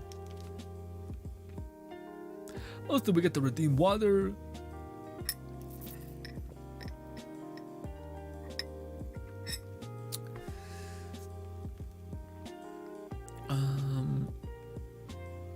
I haven't noticed any cuts on my... Oh, really? Okay, so it's just having that weird thing with the thing. Good. Good. Fluff says he was one of the main writers for Borderlands 2. Yeah, that's one of the factors that likely resulted in worse end resulting for Borderlands 3. Yeah. Eric says, I really wanted Handsome Jack to come back because he's seen the whole future, but died. That's a little weird. Yeah, that would have been cool to see, but also I feel like they kind of burned that card. Like I don't think they actually like made it work because Handsome Jack like was in so many things, you know what I mean? And the funniest thing is like if you play Borderlands the first game, you notice Handsome Jack, but then when you see things like some other like there's the Telltale kind of Borderlands game, which I hear is just amazing. There's also pre-sequel where you hear a little more from Handsome Jack and stuff like that. He feels like his soul is a little left. So again, I think a lot of whomever the writing team was, I feel like they did lose in part their essence when that guy or one of them left, because it does seem like even in Borderlands the pre-sequel and whatnot, you still have Handsome Jack there, but it still feels like it's kind of a guy playing Handsome Jack really well, which is the whole point because he's a doppelganger. But even I'm talking about not the doppelganger. Okay. But yeah. Anyways. Return to the objective or the mission will be failed. Why? I'll fail it for you. But ladies and gentlemen, our answer for the whole stream is that this weapon is nuts. You aim for the general of the head, you just kill everything. So, killing it. Ooh. Flav says, Voss was mostly just a mascot for Far Cry 3. People easily forget the main villains of the title, so it's good we got more DLC of him. Yeah. And I include myself when I say people because I can hardly remember the main villain of Far Cry 3. Yeah, I remember him being like a Westerner, like gun agent guy, seemingly. Yeah. And I include myself. Oh, I say that. I hope it's better. I hope it's for the better because I feel like he led things their game development down bad road. Yeah, maybe true. Yeah. I do think, like, again, especially knowing where like Randy Pitchford is gonna go to where like he wants to move into like movies. I do think that was probably I could see that being a big reason why the story maybe had so many like things that they wanted to do and like things he wanted to try. Like, what if we do a satire of like streaming and all these things, you know? So what about the characters that we all fell in love with? Yeah, fuck them. What about this? And you're like, what? Shit. Where's Roland? Or sorry, where's Axton and Salvador? I'm shocked that they haven't burned the Salvador card because he was probably one of the more beloved characters in Borderlands. Fricks, they used Necromancer, which they were like, no one liked those characters because they added them halfway through the game. I still think that was the biggest lie ever. If you look at any game, any video of Borderlands, 90% of the builds, the playstyle was all Krieg and Technomancer, and then maybe Maya, and then Salvador just because he's so overpowered. But like those were the people that all the builds are made after, specifically Krieg, because Krieg is just an insanely weird and fun character to build. But yeah.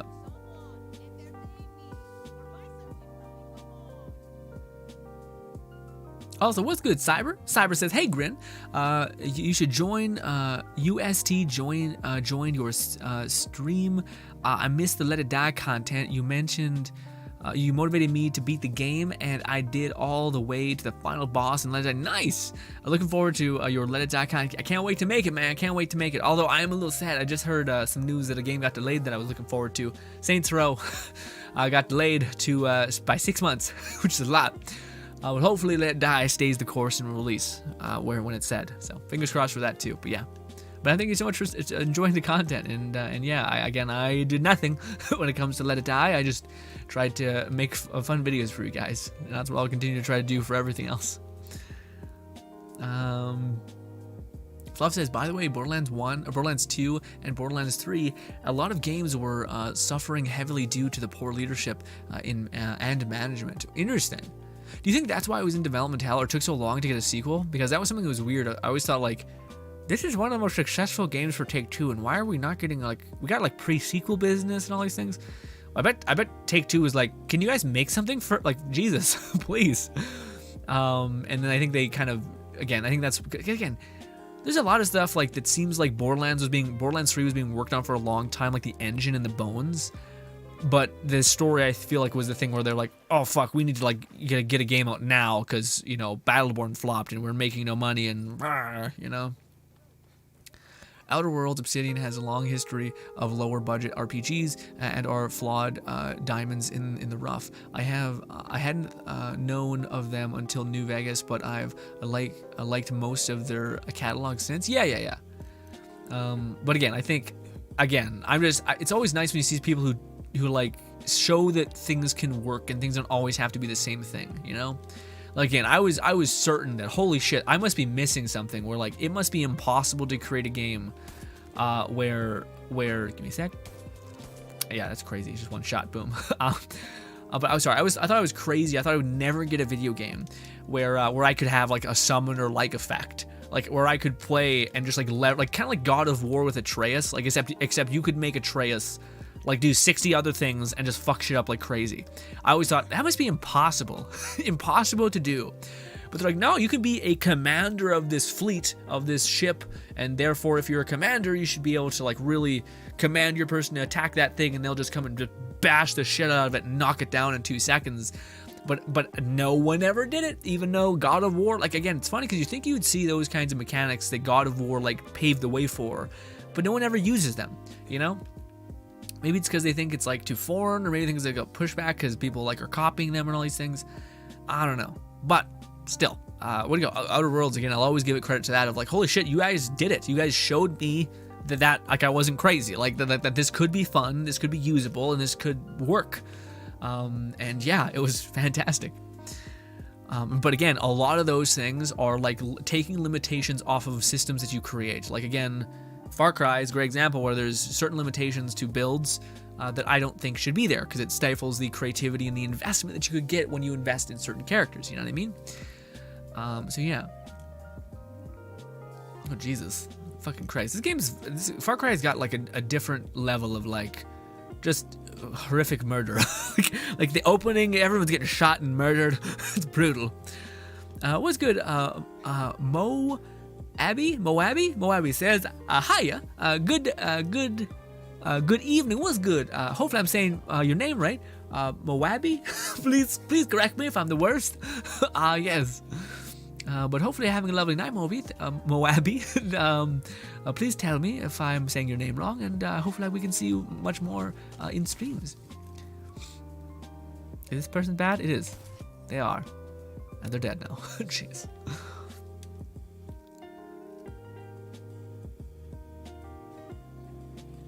Eric says, even though I hate Fortnite lol, but they are innovating and kept it going and kept adding new, not just sequencing it out by revamping the game.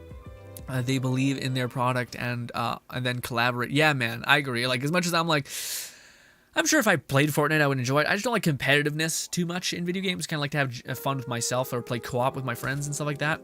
But yeah, but at the same time, like, I'm again, if I could get a game that was like a first person, like I said, like a game that was like a looter shooter but had like the background of like a Skyrim open world, you can invest in the open world or you can invest in this weird expedition loot farming simulator thing, and maybe play some co-op missions with those expeditions with your friends. That would be awesome. but also had like the crazy support of Fortnite and shit. That'd be amazing. Although I don't think you can ever get the crazy support of Fortnite. You can get close, maybe. But yeah. But also, I think a lot of people put investment in the wrong things. You know what I mean? Where like I don't think you need a lot to make your community engaged and happy and hooked. Essentially, I think people put it into like things like, well, we made a brand new game mode, and like, oh my god, you can farm loot. Awesome. There's an onslaught of enemies. Oh my god, really? That's amazing. And there's a time trial element to it. What? Why? What? And they're like, yeah, and the less time you take to get through the encounter, you get better loot. Okay, I guess that's cool. Do I still get loot if I shit the bed and I want to take my time? No, you get like pennies. And you're like, what? You do not see what this will do, and also how this will fuck up everything, you people. God damn you. So yes, but anyway, that aside, craziness. Jesus. You need to relax, okay?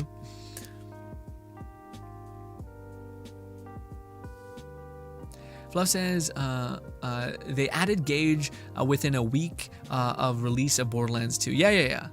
Krieg sure could be somewhat justified, but he was super popular. Really? I feel like Gage was also just as popular. Again, I think Gage was probably, maybe Salvador beat him by a little bit, or beat her by a little bit. But yeah, man, I think that's not what I observed. I was like really deep in the Borderlands community from the cuff. Like I'm talking like a Yodi Slayer, all these things, Born Afterkill, Cathalion, Babaru, everyone. And yeah, it's one of the things, because I was always looking at builds and how to make them, and I just noticed that was one of the things that I always seen builds for is those characters. So that's just me.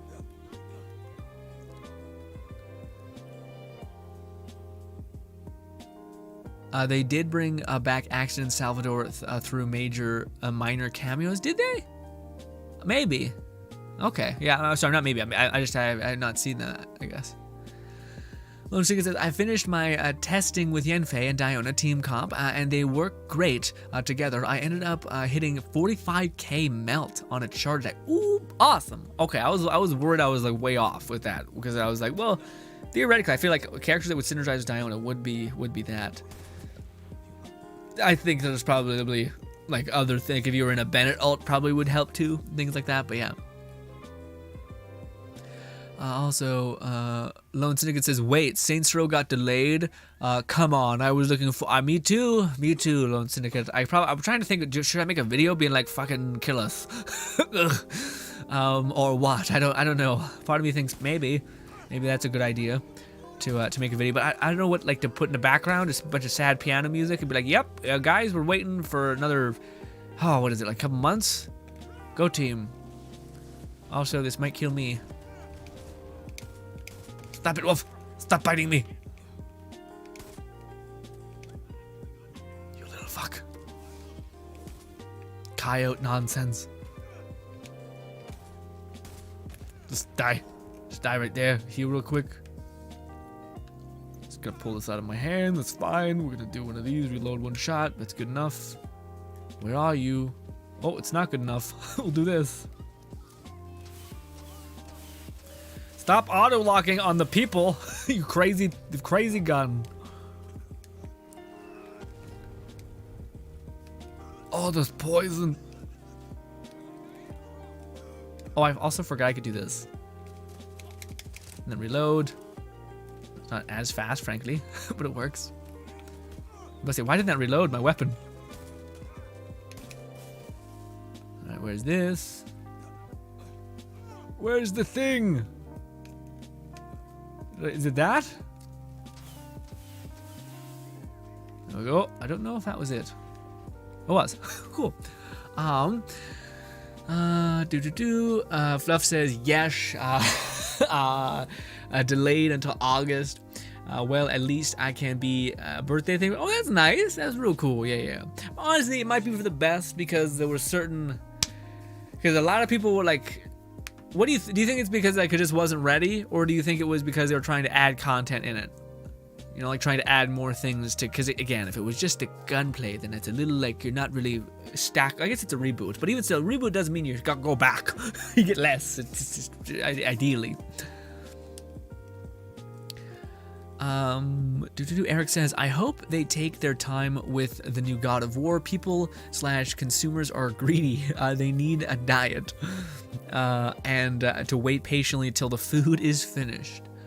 Yeah, I agree, but also at the same time, I feel like, I don't know, like based, like, you know, sometimes you see like blood on the water, like, you know what I mean? Like when you see Watch Dogs or something, or yeah, like just maybe even in this case, Saints Row, the reboot. So there's clearly sometimes where you see something like, this doesn't look as polished as I've been hearing about. So this could be a little rough. But in that instance of Far Cry, sorry, not in the instance of Far Cry, in the instance of God of War, the gameplay that we've seen of it, I thought looked pretty passable. Like I thought like it looked like, okay, now this could come out in a couple years, and I think that makes sense. But also I think it looks like a proper sequel, right? Like it's like, I don't know, I have the feeling personally where like, okay, like we started, like we've kind of stopped.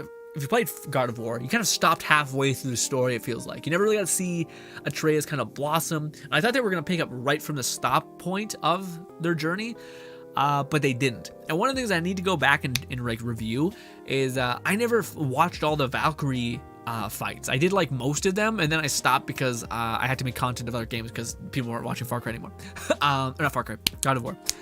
But yeah, I always thought that was, I think I wanted to know, like I thought Athena was like not a thing anymore because I heard people tell me that she was, how do I put it? She was a part of a squad or something. But I guess you just keep beating that ass until she's dead or whatever. But yeah.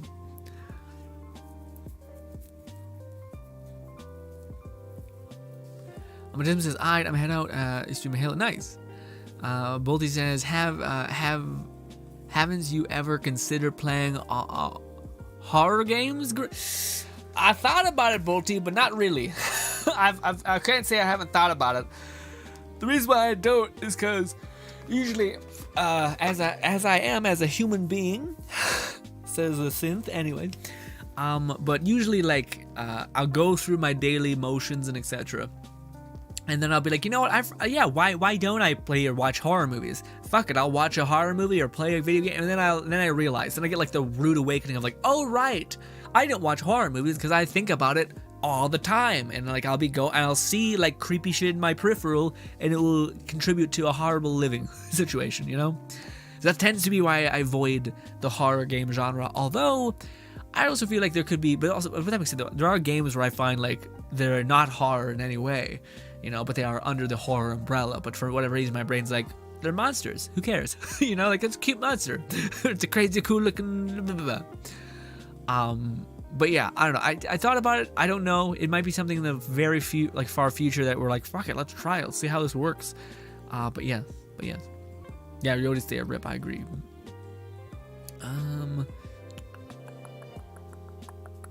Fluff says, what I mean is that Krieg came out a year later, so having both Gage and Krieg as key characters in Borderlands 3 DLC made sense.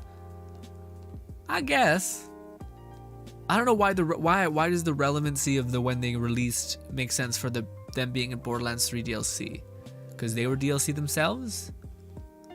And maybe like, oh, you're saying like the base game characters should be in the base game and not be DLC add-ons, just in case people did experience them as DLC add-ons, you would most likely be able to experience the other DLC add-on in Borderlands. Is that what you mean?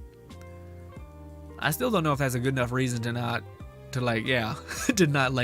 for the reasoning that they gave for not adding like different classes into Borderlands,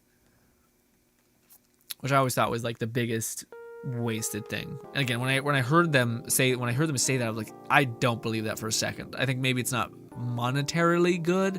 I don't believe that for a second either. I'm sorry. I feel like that's, again, from everything that I've seen, it's like a person being like, hey, the sky is actually red. and it's like, it can be red in an eclipse, but that doesn't mean it's red. You know, like I could see maybe some sort of skewed logic. Are you colorblind? You know, kind of weird sense, but yes. Actually, we're probably gonna wind down, right? No, we got a little more time left. However, I feel like Gage was underutilized as far as the DLC. Yeah. Again, man, I think that was the story of a lot of the Borderlands things. Looking back on it, it was fun. Like, again, it's like a cute little thing to do, like for a hot minute, and then you're done. But I do think, like, when I look back at all of it, I'm like, I mean, I feel like a lot of it was, again, like, maybe it's just right now that I'm stuck in this weird thing, but a lot of it feels meaningless. Like, we're kind of just like, okay, like, it's not like we got a cool, crazy, awesome gun that was, like, iconic to Gage. I mean, we did get the Anarchy kind of gun, but it wasn't like it had a crazy cool skin on it, or like it like had voice lines from Gage with her like weird necromancer talking through it, or something like that, you know. So it just felt like, again, I feel like they used the characters. It kind of feels like the same way I felt in Destiny, when they, like, if you look at the lore of Destiny, there's like these crazy larger than life battles where it's like, holy shit, this is like the worm god, and they've conquered planets, and they're like a dominating race, and they've done all this stuff. And then they like just quickly burn that character, even though they're so beloved and hyped up and like incredible. But then they kind of just throw them in there like, hey, we mentioned that guy once, let's use him now, without like realizing it seems like there's two people on this different pages essentially. And the person that's making the content is a couple pages back, not realizing that, like, the weight of that character, you know.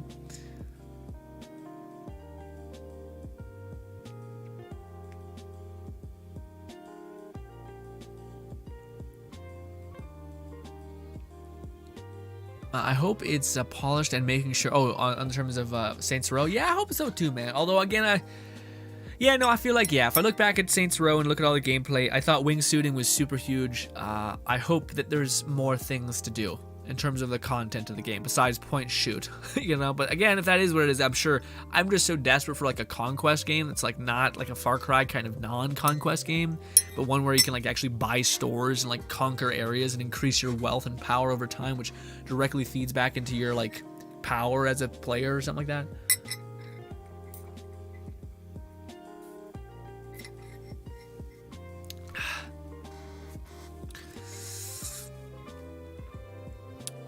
Lone Syndicate says, I hope PS5 are less of a nightmare to get, by God. Me and you both, Lone Syndicate. I've never heard a truer statement. Oh my God. I'm so worried that like Far Cry will come out and then they'll be like, yeah, we're just upping the PS4 prices right now. Or worse, you'll get a PS4 and then by the time God of War comes out, if it doesn't get delayed, it's like, oh, now we're releasing the PS5 Plus. You idiot. The best time to play God of War is this. Stupid. Like, Jesus. Stop saying that mean thing. Fluff says, I don't mind the delay. It seems like a short duration between announcement. And yeah, it's true. But also, man, that was one of the best parts about Fallout 4, was that they were just like, hey, guess what? Bang! Boom! It's here! It's happening! Fluff says, and given how Bethesda had been known for announcing a game with only a few months before release, and the buggy yet beloved mess they tend. Yeah, I was about to say, Fluff. I was about to say, like, people always give shit to like Fallouts and all these things, but I don't know, man. I don't really care. Although I do understand that like the frustration of like game-breaking bugs and then modders having to jump in and save Bethesda, and like Bethesda not iterating because they know their modding team will do what they want anyway. That's a little shitty, you know? And if that is the case, just make a fucking killer, like, mod engine for your community to kind of intake and do stuff with, you know? If that is the kind of design scheme that you don't want to mention, is that your community is going to have to make the content. I always thought that would be an interesting way to model, like, because Bethesda had this weird thing. So kind of one of the weird thought patterns of like, well, if I was in their point of position, I thought this would be a system that could maybe work. But people gave a lot of shit to the whole like Bethesda mod, pay for like $1 for a couple mods, especially when they're free. But I always thought it would be an interesting idea if they changed that model and instead said if it was like a Netflix model of like pay $5 a month and you'll get access to curated mods on the Nexus, because you need to pay for someone to make sure the mods don't have any sort of weird malware bullshit in them, and also not any sort of lewd like functions in them as well. And you could take the money from that monetary subscription and pay just a few developers just to kind of trickle out content every now and again, so that your PS4 and Xbox audience can kind of benefit from it. But also, if the subscription model just popped off in a big way, maybe you could even pay modders to specifically specialize and make content for you. That doesn't mean you put a price tag on it, but that does mean you use the money that you're getting from the monthly subscription for PS4 people to give them maybe a unique experience or a unique PS4, or maybe not unique, but just a unique mod that you actually commissioned someone to create. And maybe you could even have a program where you could make it so that if people wanted to become developers at their own rate, that you could use some of this money to use this as like a scouting way, or a way to give back to the modding community and actually pay for classes on coding or whatever you could do. I like the idea of just straight up being like, okay, well, we're gonna hire one of the most known people in the modding community to actually make a quest. And maybe they incentivize like teamwork. So if you have 3 people working together, this is something you're gonna need to do in game development in general. Here's a great testing ground for you to do that. Fluff says so essentially, or not, yeah, Fluff says so essentially a game pass for mod. Yeah, something like that. Because to me, that was the problem. Is people were like, why the fuck would I pay for something that's free? But if their whole thing was, oh wait, at the start you're paying for someone who's going to like filter and essentially like make it so that we're not gonna get in trouble for this. But simultaneously, if this does like flourish, we are going to pay modders a percentage of whatever, like we're going to commission a couple $1,000 for them to make something for us, and that could be an economy in itself. You made a fundamental economy that could work, and that's funded by people who are keeping the subscription model. It's one of the few things where I thought I feel like as a business this could lead to a much more fruitful endeavor, and also I think it would be a little bit less of a shitty thing, because it would be like, no, we're not trying to do a money grab here. We're trying to build infrastructure and actually make it so that you can get your mods, essentially. But there's certain grain tape that we have to cut through, and it's not worth cutting through that tape if there's no money coming in. So this is a way for you to do it. And also, this could have us, invest in our modding community and actually make it worth it to make mods for our games. It may not happen quick, but if it does flourish, then we could go about that way. But that was just something I was thinking about how would you make that system work, and what would be a system that could work. And I'm sure I haven't thought of all the pitfalls, but I thought it would be a better way to play it, or a better way to go about it.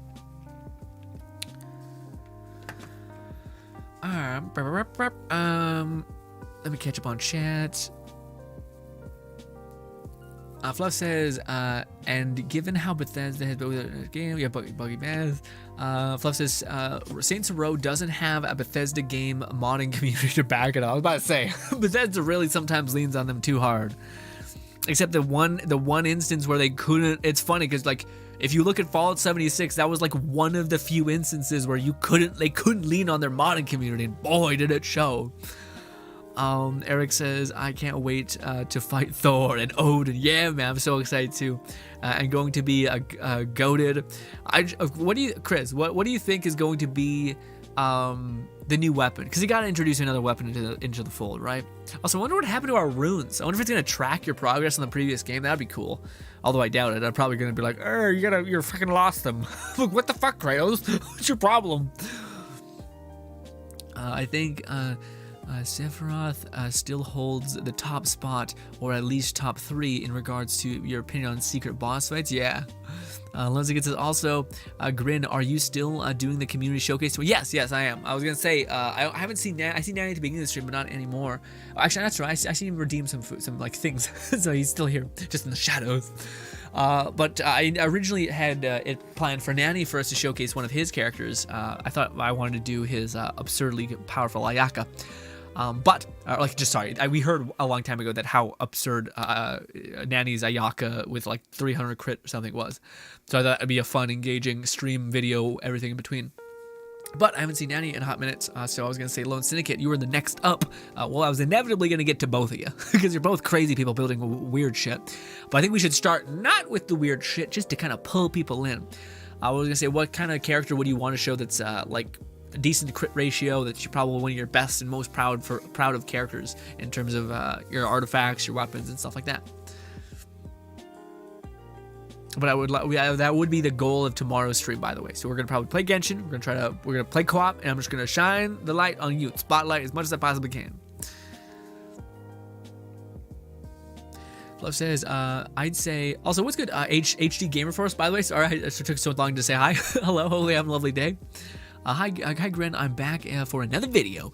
So you can come back at me for not being. It's all good, man. I'm just happy here popping in general. Hopefully I can see more of you though. Every time you've been here, you've been nothing but wonderful. Fluff says, I'd say that goes for all of returning characters for Borderlands 1 and 2. Tina, Mordecai, Brig, Maya, Zero, etc. Almost none of them had story importance. That's true. Yeah, it's fun. It's just shitty. Again, like all of them were burned. Like Zero. Like Zero is one of the cooler characters. Like, hey, he's like a bodyguard. What? Although no, actually that's not true. That's the only one that doesn't work because Tales of the Borderlands made him have that connection. That makes sense. But all the other ones, crazy, crazy shit.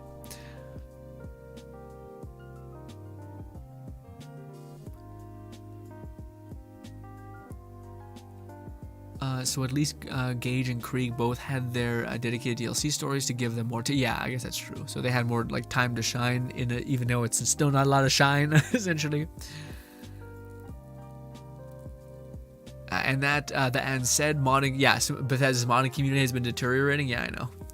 But it's also crazy because the mods are also getting more in depth. Like I think they're just getting better at modding as well, and simultaneously, you know. Lone City says, I still have not played Fallout 76 to this day, and honestly, I got into a Fallout game with 4.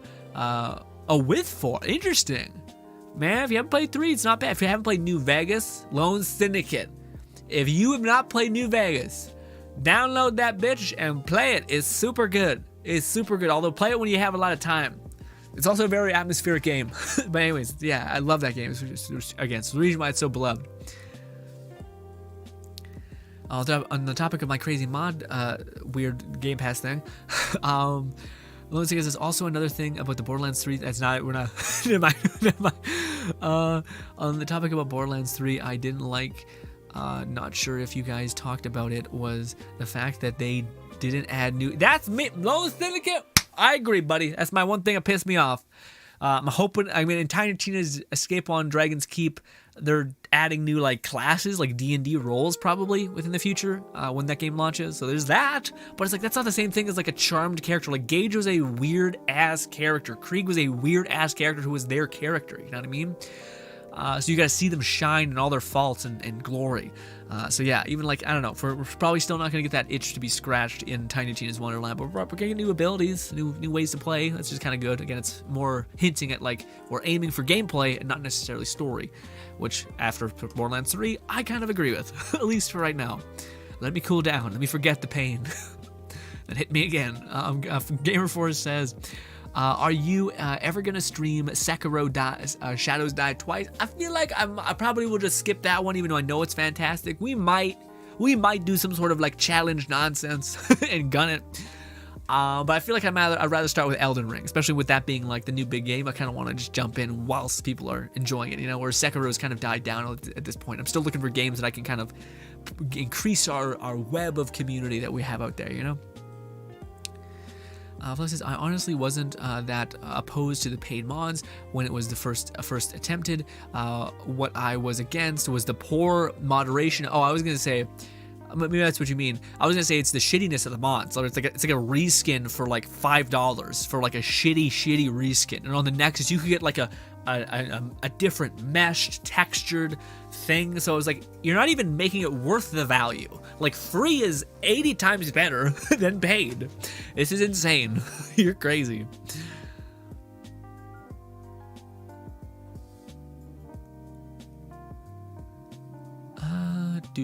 Fluff says, one of the first waves of paid mods include a set of ripped Dark Souls assets. Really? That sucks. That's fucked up too.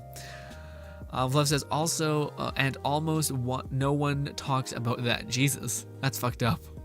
Nub says, Grin, did anyone bring up how shady Streamlabs is? I've been hearing about that all week, Nub. As much as I agree and understand to some extent, a part of me is like, oh, don't make me change, dude. I just fucking learned this. I'm a bad person. Yeah. Okay. But at the same time, man, I get it. I think people are correct on the like, yes, Streamlabs made mistakes and fucked up and has shitty practices. I think that's true. We're running out of time. But at the same time, I don't know, man. To me, I also think like it's weird because there's a happy medium. And I think oftentimes people align themselves in a medium that doesn't make sense for their actions. So they're like their actions conflict with what they say. So one of the things is that there's a world where like everybody just takes from you and you don't get anything and you never get your time to shine and you just basically you die poor because someone had a louder voice than you. They took what was yours and they ripped the sheets out from under you. And that sucks. That's not great. But then there's also the thing where everyone wants their money and wants their bag, to where innovation and creativity is stifled because innovation and creativity is taken from whatever the best idea is. You grab whatever worked from that idea and then you use it to plug into whatever you're creating to build even better value. How you create more value or better value or a better world is by taking an idea and then building on top of it and on top of it and on top of it. And then every now and again, you're supposed to take whatever worked, whatever the core is that what worked with that is, and then try to look at the other direction. So try to see if there's any sort of like different way to crack the egg.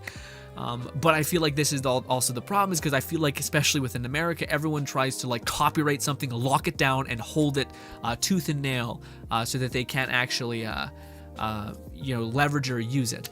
And to me, I don't know, like for the whole thing, like it's a weird thing because like Streamlabs is at fault because they're doing like the worst parts of both, but at the same time I do like the fact that Streamlabs does take whatever people like and they try to make it and say, okay, you want that thing, okay, I'll try to mimic it, make it, and create it and give it. And then people say you're copying, which I do think is wrong. I do think that like there's a problem there, but at some point you do want to constantly keep building a top and make a better product and a better product and a better service and a better service.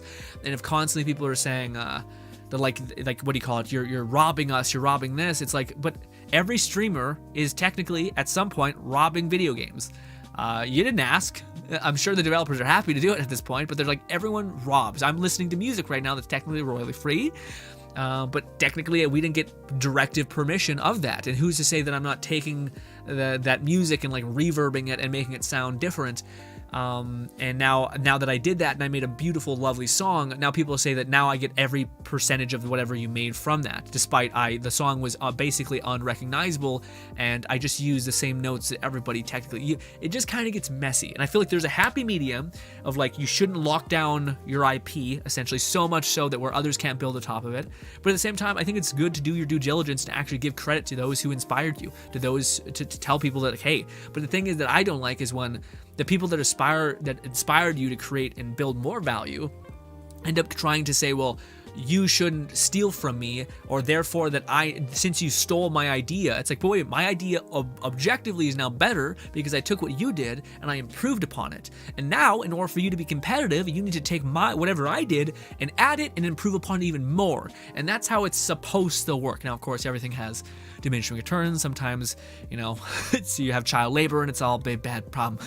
But it's a real big tangent, but kind of the biggest counter to the whole like build on top of value, because if you only see value, you forget other elements. But I don't know, the whole Streamlabs thing, I think it is like kind of the worst PR nightmare weirdness. But also I do like the idea that like you take something and you see what else is working and you keep adding it to your thing to make the best possible experience, but yeah, it's kind of weird. It seems like a complex, and I'm sure I'm missing a lot of nuance to different perceptions, which I haven't yet heard, although I have heard a lot of them. And I don't think things tend to be one-sided. I think it's, as things most tend to be, there's the most extreme negative on this end, and there's the most positive on this end, and it's a mess. Or you're supposed to be somewhere in between, of course.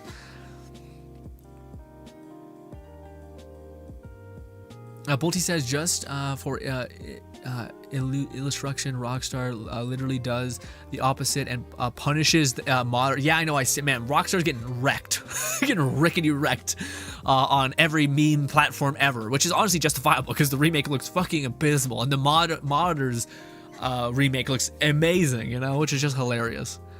And again, this is like one of the best examples of what we were talking about this whole stream of like how disconnected the person at the very top is, who doesn't feel like they're a person who plays video games, understands video games, or anything. They're just really good at marketing and making money, and they know these systems that work for other people, so then they try to do them, which makes sense because their main objective is to make money. But eventually, somewhere along the line, you kill the art, or you kill the beauty in creation, essentially.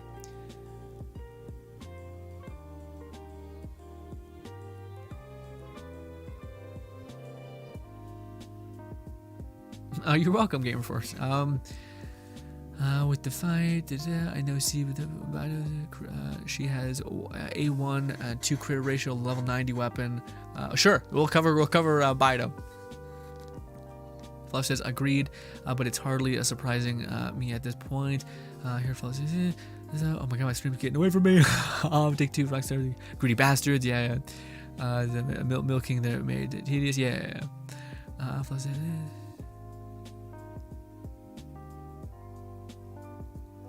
Also, Lunsky says, wait, we're gonna be covering even the weirder build too after the, after we show off like general builds, just generally, then we'll maybe get into the weird nonsense.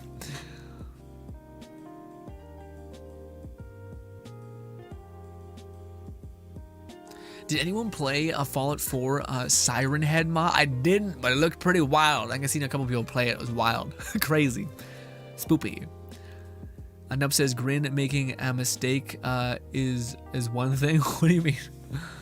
Lunsinger says, but I still have the platform of games I need to finish Neptune. Yeah, I know. It just keeps increasing. Yeah, I feel you on that.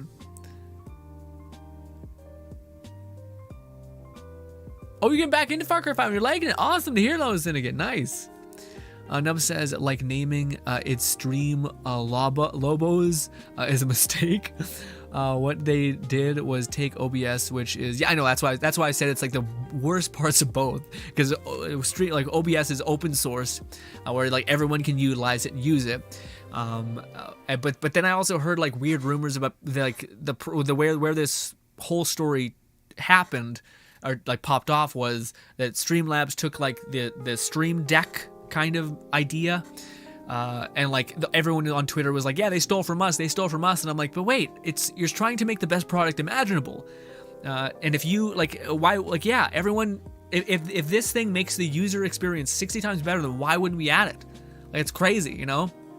I don't know, but then at the same time, I also understand where it's like, but wait, what if you come up with something innovative, and now you're not getting your bag because you got undercut by another person? I get it, but I don't think it's worth the thing of like initially kneecapping value and like saying no. If you, because then it's the worst end of this fear is when people grab onto it. Like, we would never have a Stream Deck if it wasn't made by Elgato or some weird thing. You know what I mean? And any person who wasn't willing to spend like $200 on a Stream Deck would just be shit out of luck. You know? So yeah, to me there's those things where like I don't as much as I prefer open source and I like all those things, and yeah, I just think like when things, there's a happy medium on this weird thing.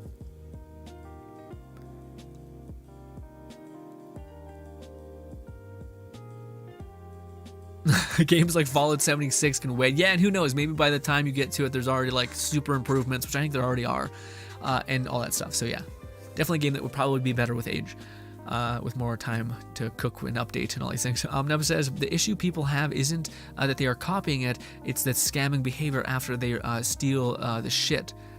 Oh, the scummy behavior after they steal the shit. Yeah, no, see, again, to me, that's why I think it's like the worst parts of both things. Like, I like the idea of a company taking something that works, listening to the community and improving upon and giving them things that they actually use, which Streamlabs, to some extent, is good about. The problem is their execution of said thing is flawed. It's them like, I have to check the time.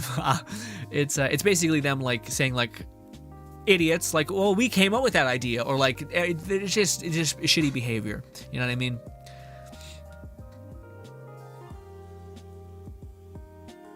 And I guess I'm just more like the reason why I kind of get a little bit like I aim at the different places, because where I've seen it get truly bad is when people lock down an idea, like when something locks down an IP and no one else can use this cool idea or technology because you'll get sued to shit, and then there's like a lot, like innovation is just kneecapped, or improvement or value creation is just kneecapped because of that, because of a very rich legal team that is focused on like no one else can use this. We've locked down this idea, and it's an idea that it would make everyone's life easier, better, but it just goes the worst way, you know? But then, of course, there's the person that just takes from everyone and like laughs in their face and calls them stupid, you know? Which, yeah. But also there's a problem with that whole like innovation overall thing, especially when it's one company doing it and locking it down. I think that's the problem, is when you take and then you try to lock down whatever you take, it creates a monopoly, and then there's obvious problems, you know?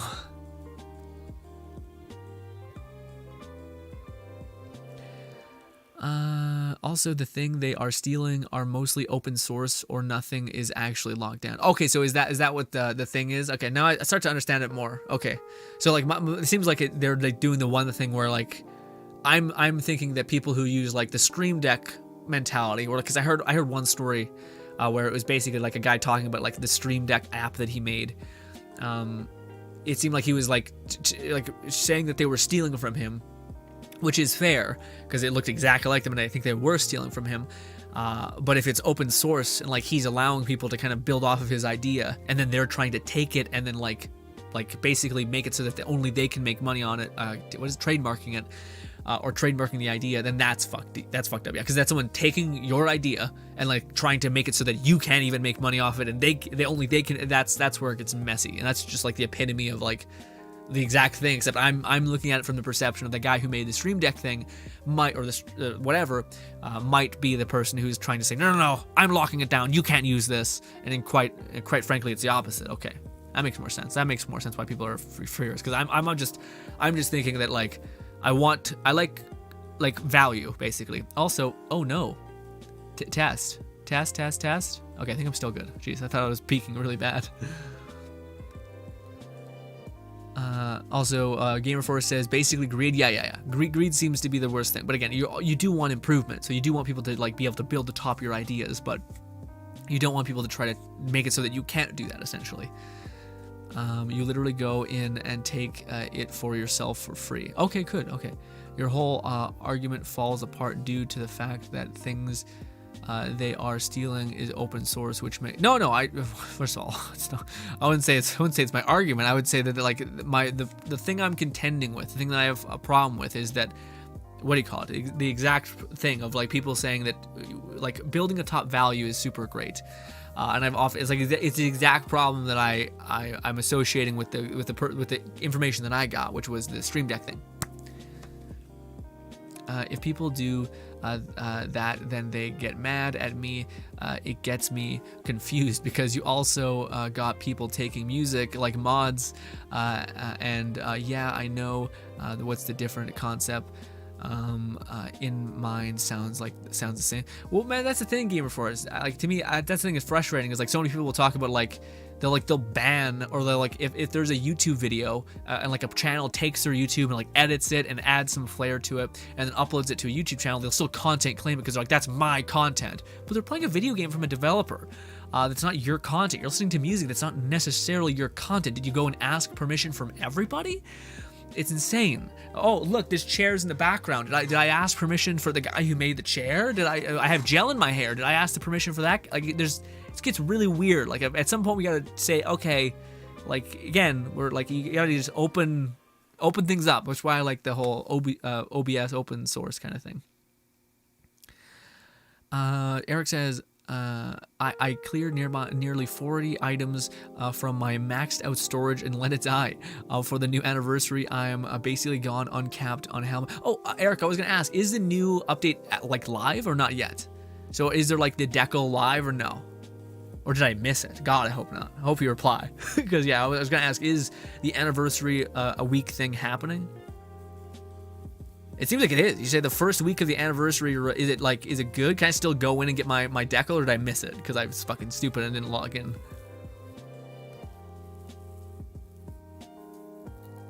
Basically, Jim is going around asking them, and when the people say no, they do it anyways. Yeah. But to me, that's the thing, no. Like, to me, what... I don't know. Like, I get it. To me, I understand. But to my thing, it sucks, is like... If we did get that thing, like say the guy's like, hey, we wanna like work with you or try to use this content to make our own platform better, and they're like, no, you can't. And then you're like, but this would make my content better and improve upon everything else. To me, I don't know. It's a little bit like, what have you done to lock down the content? And then you have a thing where, like, again, you have businesses that like will kneecap you if you try to make any sort of value. You know what I mean? And I understand there's a problem with that, because then the little guy doesn't get theirs, and it does change when there's a big company kind of yoinking your stuff. But I don't know. To me, I also think, again, it's like the opposite problem, the opposite thing to it, the opposite side of the coin. Also, I need to end the stream also. I should play Phasmophobia, but 4's spoopy. Great conversations this stream. I liked it too, Lone Syndicate. A little bit less on the Streamlabs thing, because I think it's like it's a pretty cut and dry situation of like, yeah, Streamlabs no good. It's not good what they did.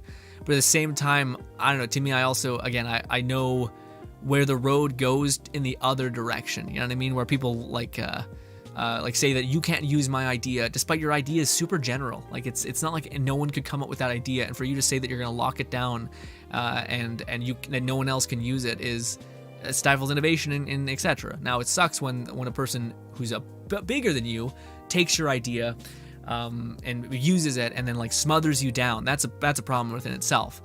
But yeah. The anniversary is on the 24th. Okay, good. Okay, good. I thought I missed it. I thought we still got time. Okay. The anniversary is on the 24th. Okay, it's the 18th right now. Whew. We still got time.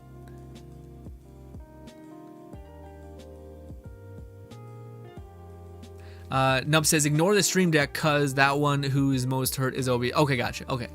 I was about to say, okay. So, yeah, no, if you put away the Stream Deck thing, yeah, I think the idea that someone's jumping in and grabbing shit can be bad. My only thing is that I'm worried when people go to the extent in which it's unfair. And to me, I don't know, if I would put myself in that same position of like, here's a simple idea that I could add to my thing and make it instantly better. And it would be a great like due diligence to go to those people and say, hey, I want to improve my thing overall. You have great design. I want to add it. Is there any way we can work together that I could advertise your thing? That I could hire you in some way that help me build something similar, and you can maybe get a subsidy of whatever I make. That's great.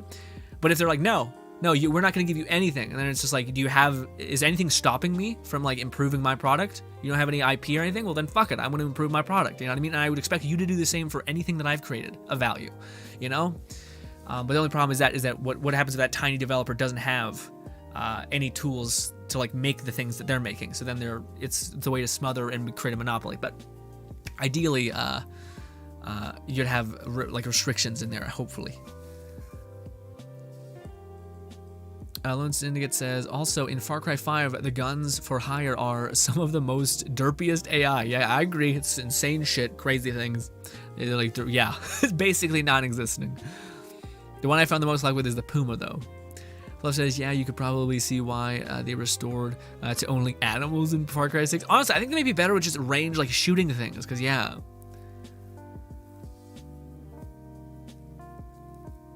That's why Fluff, to be honest, the animal companions are kind of bad, too. Yeah, I was about to say, because it's the path thing. Like, if you just had a person that kind of stayed there like a turret and shot, I feel like it might be better. Eric says, all right, I'm going to head out, play some Apex. Have fun, Eric. We're also going to wind down. Gamer4 says, I'm seeing a lot of Dying Light ads. I'm not sure if it's worth getting. I mean, Dying Light 2, man. When is Dying Light 2 even coming out? Is it coming out soon? I thought it was delayed till next year. Why is there advertising it now? Nub says, so apparently some dude complained, complied an open source version of Steam Deck and confused it as the original, which is why I deleted my. Oh, okay. Okay, gotcha. Yeah, it to me is a complicated force. At the end of the day, I think it's like if you've gotten information and you know a person who is like killing it and working hard to create more information, then yeah, if you made like a guide, it'd be nice to be like, hey, check out this guy. This is where I found it out from. That's amazing. But there is a point when like if you're just trying to make a video where you have all the information or trying to make a product that is the best for the environment that you're trying to provide for, then you would be there all day being like, this thing and motivated me in this kind of weird way. I ate cereal that day and then I had this crazy idea, so shout out to the cereal, and it kind of becomes this weird thing. But I do agree, Streamlabs is in, like, again, it's just bad practice. It's just bad. As a Canadian, it seems very, very bad manners. It seems like very bad protocol. But alas, hopefully you guys do enjoy the rest of your day. Yes. Who knows? Maybe I'll say fuck it to Streamlabs, but it's frankly the only thing that synergizes my computer. Even OBS like freezes, which this one doesn't. So I don't know what code they're on. Probably yoinked it from another guy, but I don't know. We'll see what the future holds. Maybe they do something that's even worse to me, and I can't even wrap my head around it. Or I'll just use this version and just be like, you know what? I'll take the pain as it is. You know what I mean? Regardless, ladies and gentlemen. Also, what does Nub say? Whole situation on YouTube did happen already. Some dude uploaded 100% someone else's content. Oh, yeah, no, that's fair. But to me, my thing is like, if you're trying to make a video where you're trying to get all the more value, like to create a video where you're trying to make the best build, are you going to go and play the game and like learn all the tiny little nuances, or are you going to go to the highest source of value in your environment, see that, okay, this guy covered all of these relevant things, which I didn't know beforehand. Awesome. Now I know all those things. I'm going to now, because that video already exists, I'm going to add something on top of it. Maybe this is a weapon that really works. Maybe this is a perk that is underutilized. Maybe this is a way to kind of patch a problem with him, and then I'm going to upload it. And I would expect that guy would do the same thing to my video, because that's the way you build value. It's just a really inefficient way to build value otherwise. Now, you're still looking and doing the groundwork, but you should, again, build a top other. It's not like, again, you didn't learn math by sitting there and like fucking looking at shit. You learned math from 1,000 other people that came before you and build atop that. So that's the argument that I find you start to lose it when you start to lock down too many things, you know? Anyways, I gotta stop. I gotta leave. I gotta exercise. And if I don't get exercise right now, I'm not gonna be able to do it. But yeah, hopefully my opinion makes sense, or not my opinion. Sorry, maybe my perception of it. And it's honestly, my perception is just, I think we should be careful. It's not that they're not bad. I agree that they're bad. I disagree on that. Like, there's some things to be careful about, you know. Also, Force says, I have no idea, Grin. It said 2022. Okay, good. But I'm trying to figure out. I guess they want to pre-order. Weird for Gamer Force. Kind of a little early. It said December. Jeez. Nub says, I know I made YouTuber content on his channel from another YouTuber. The YouTuber took him to court, and the one who took the content won it because it was transformative. Yeah. Is that the H3H3 thing? Yeah, H3H3 took a guy tried to ban him from using his content, and he took him to court and won because it was it was something like he talked over it and all these things. But yeah, I agree with that. Like, again, it's as long as you add anything on top, it should be kind of different. Now, yes, there's some like good instances and bad instances. People who talk about anime and describe the nuances, that is pretty transformative. A person that's sitting in the corner watching something on the side of their screen is less, at least to me, less transformative. So I get that aspect of it anyways, I need to go exercise. Thank you so much for your time. Hope you guys do enjoy the rest of your day. This gun, by the way, the point of the video is super good. I knew it was going to be good. I just wanted us to have a cool, chill time whilst we actually have a topic to cover. But it turns out we were more interested in talking about anything else, which was honestly fair. I would expect nothing of my boys. But ladies and gentlemen, hopefully you guys do enjoy the rest of your day. Thank you again, and goodbye.